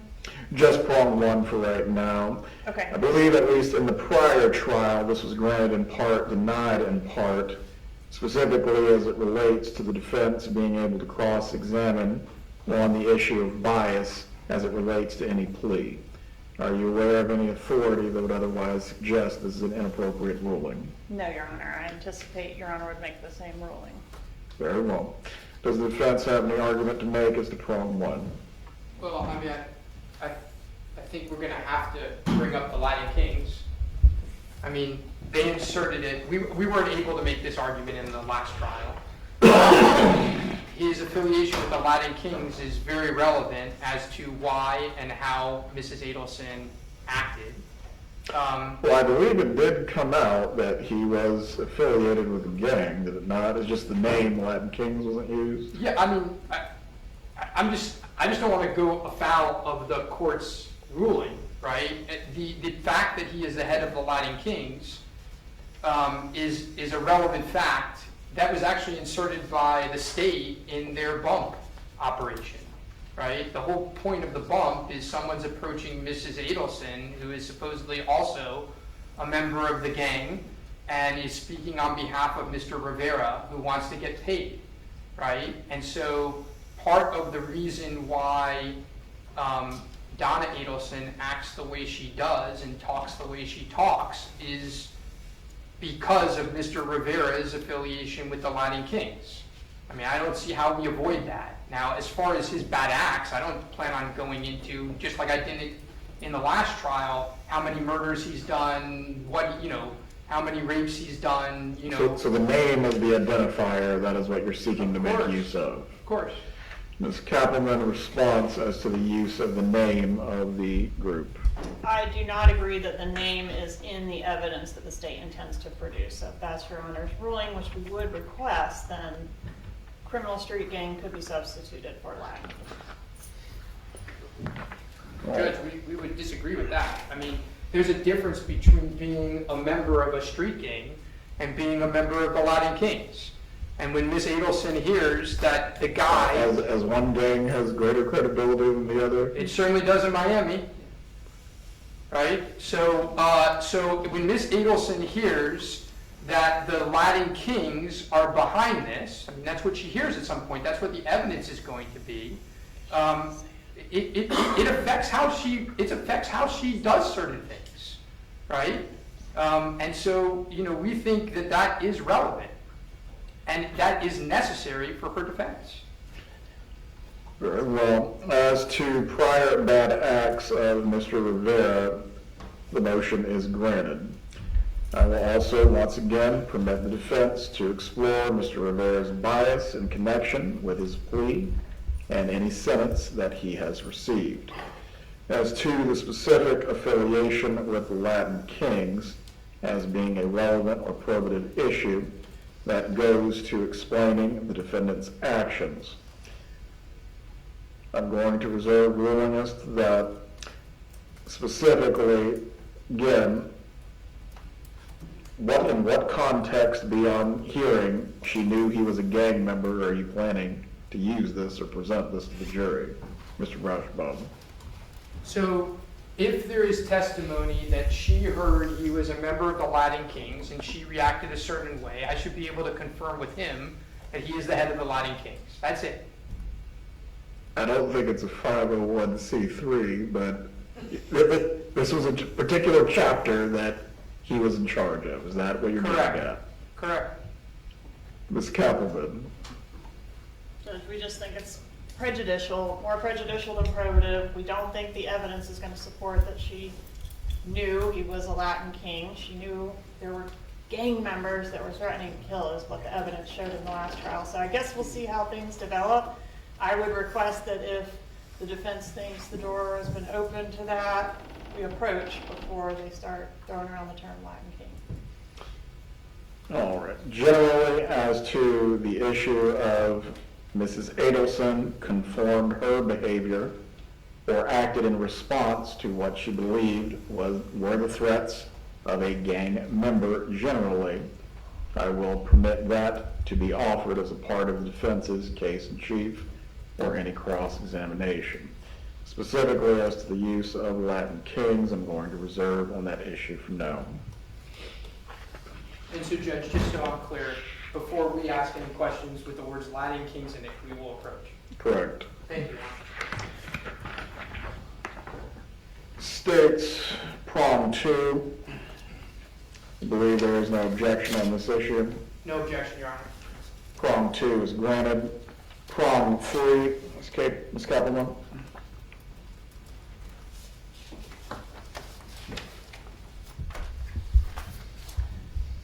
Yes, Your Honor. Prong 3 relates to Mr. Rivera's mental health status. This has been excluded previously. To reiterate, there's no evidence of Mr. Rivera's mental health condition affecting his testimony at any of the previous trials, nor do I have any evidence that he's suffering from any mental health symptoms currently that may affect his upcoming trial. Obviously, if that changed, I would notify the defense and the court. And there's no evidence that he was suffering from these symptoms at the time that these events that he's testifying about occurred, so I would move to exclude any evidence or mention of his mental health conditions or diagnoses or symptoms. Response? We don't plan on doing this unless something crazy happens in court. Then we'll approach Your Honor and we'll discuss it then, but we don't plan on proactively talking about his mental health. Very well. Problem 3 is granted. Counsel for the defense is directed to alert the court should you believe the door has been opened in a material way concerning this issue. As to problem 4, is there any dispute as to this problem?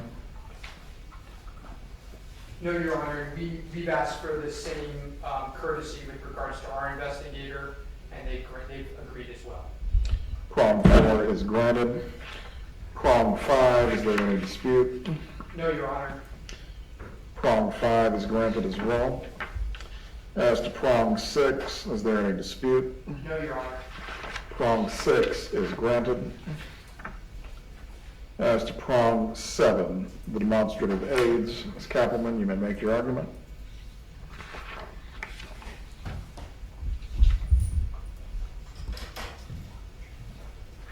Yes, Your Honor. The state has prepared demonstrative aids, which combine video footage, clarified audio recording, and transcripts into one item that we'd like to present to the jury for both the Dolce Vita recording as well as the Matsuri recording. Those are mentioned in paragraphs 4 and 6. We also have similar to what we've used previously with the wiretap calls. Slides that have the scrolling transcript along with a photo of who's speaking, which we think assists the jury in understanding those items of evidence.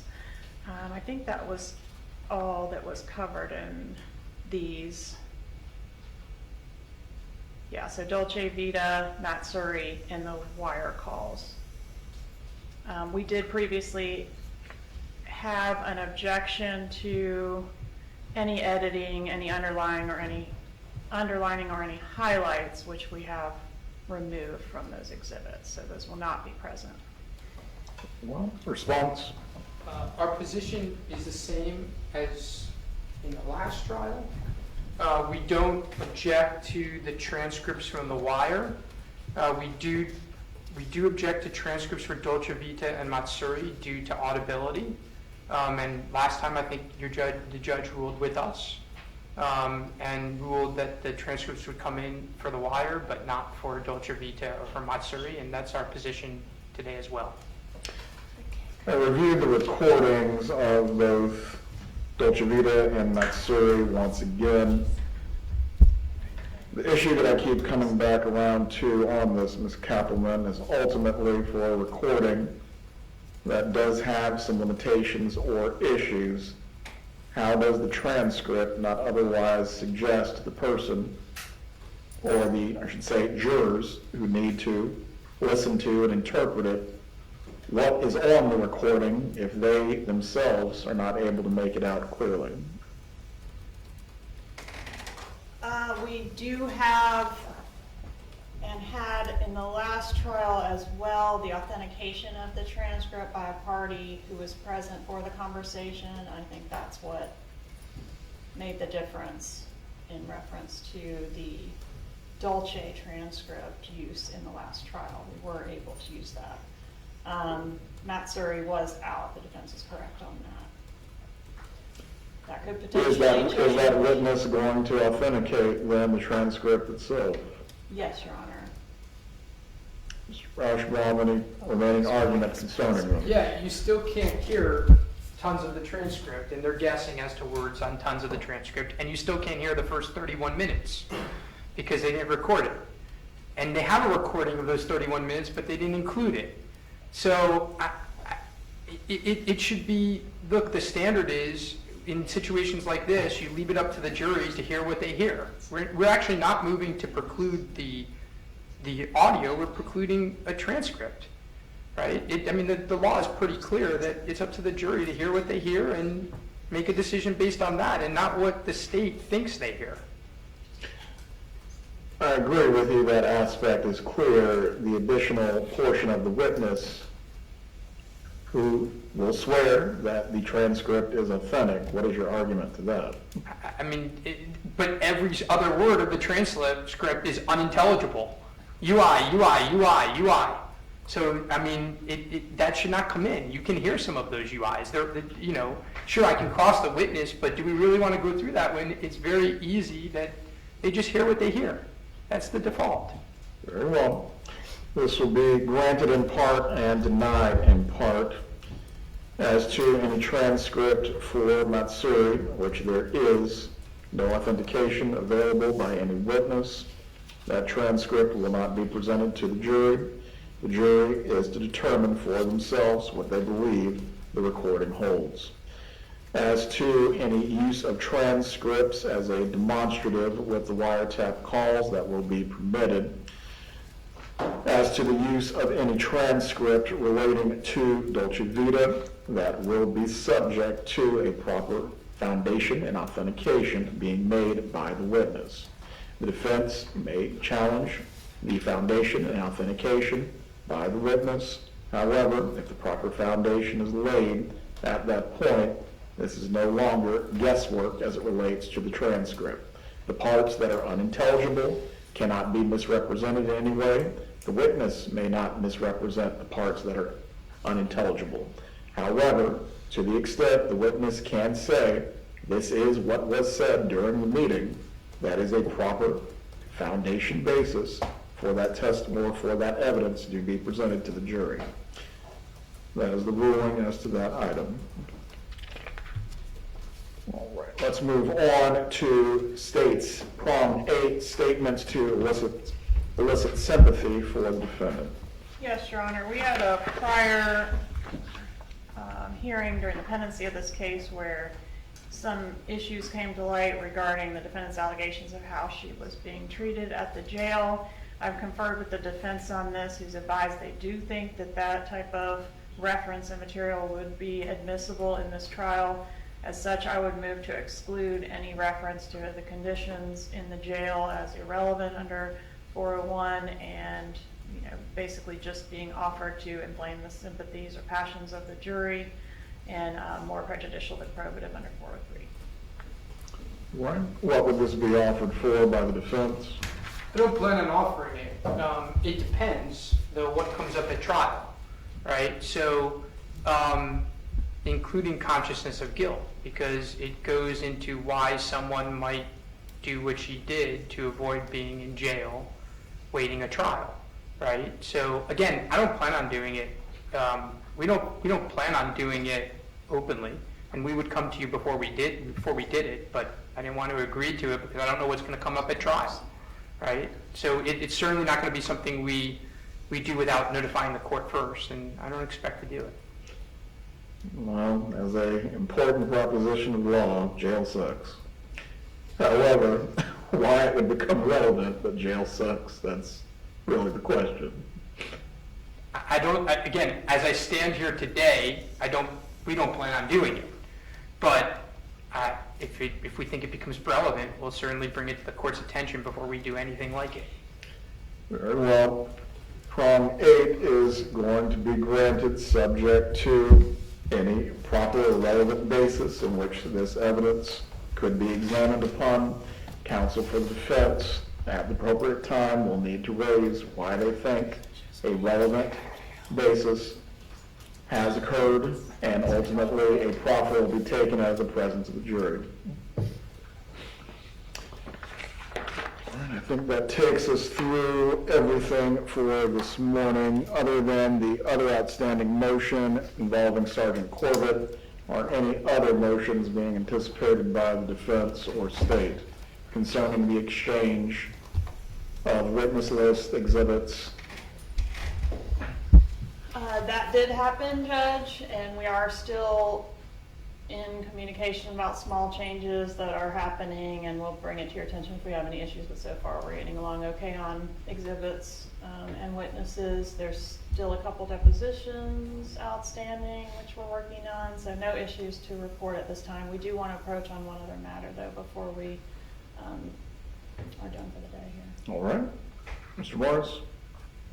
Judge, on demonstratives, and when I say demonstratives, I want to make sure that I understand what you're talking about, and you understand what I'm talking about.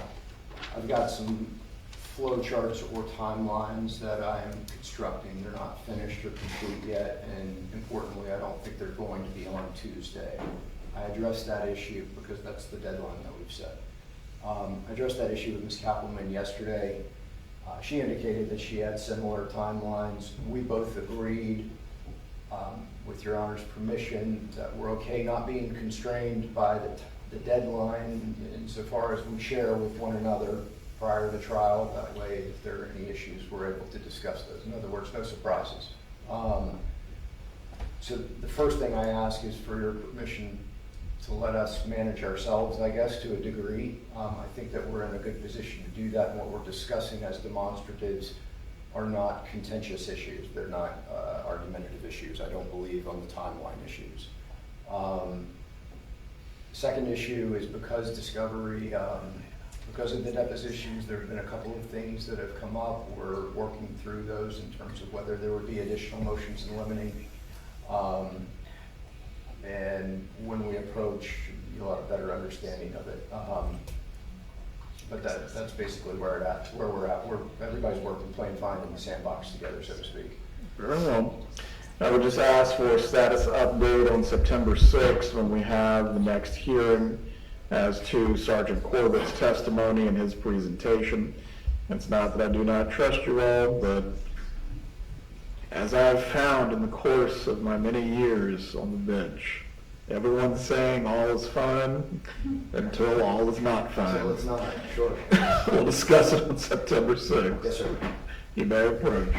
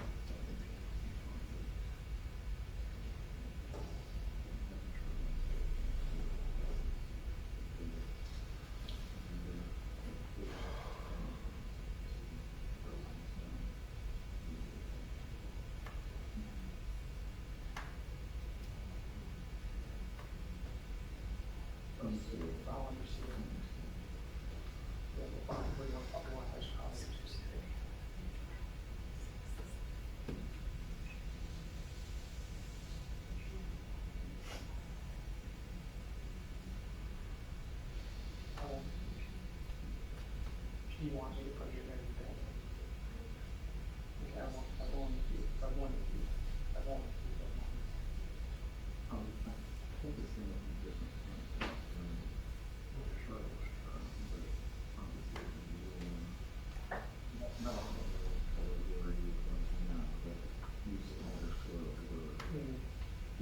Yeah, I do.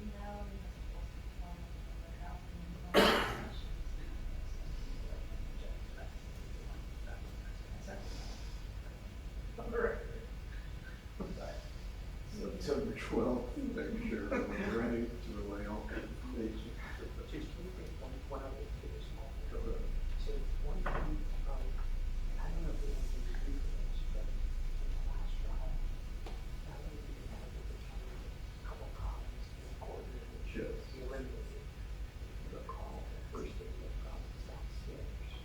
So what happened is the jurors got here and started talking. They didn't see what was going on. And we said, can it be that? We started talking before we even got up here. And we pretty much reminded them, tell them there's something we can do. And we don't have that issue repeated again. I think what I'm going to do is make sure we have more bills before we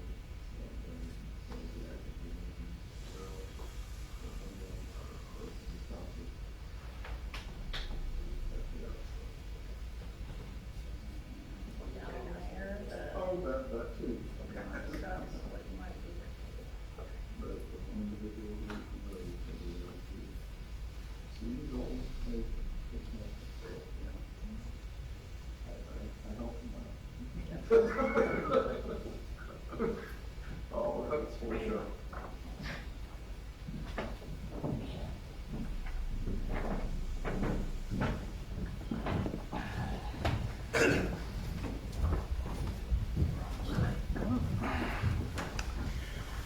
that brings us to a conclusion for this morning. Please contact Lynn about the setting of the hearing for next Friday. Everyone have a good day.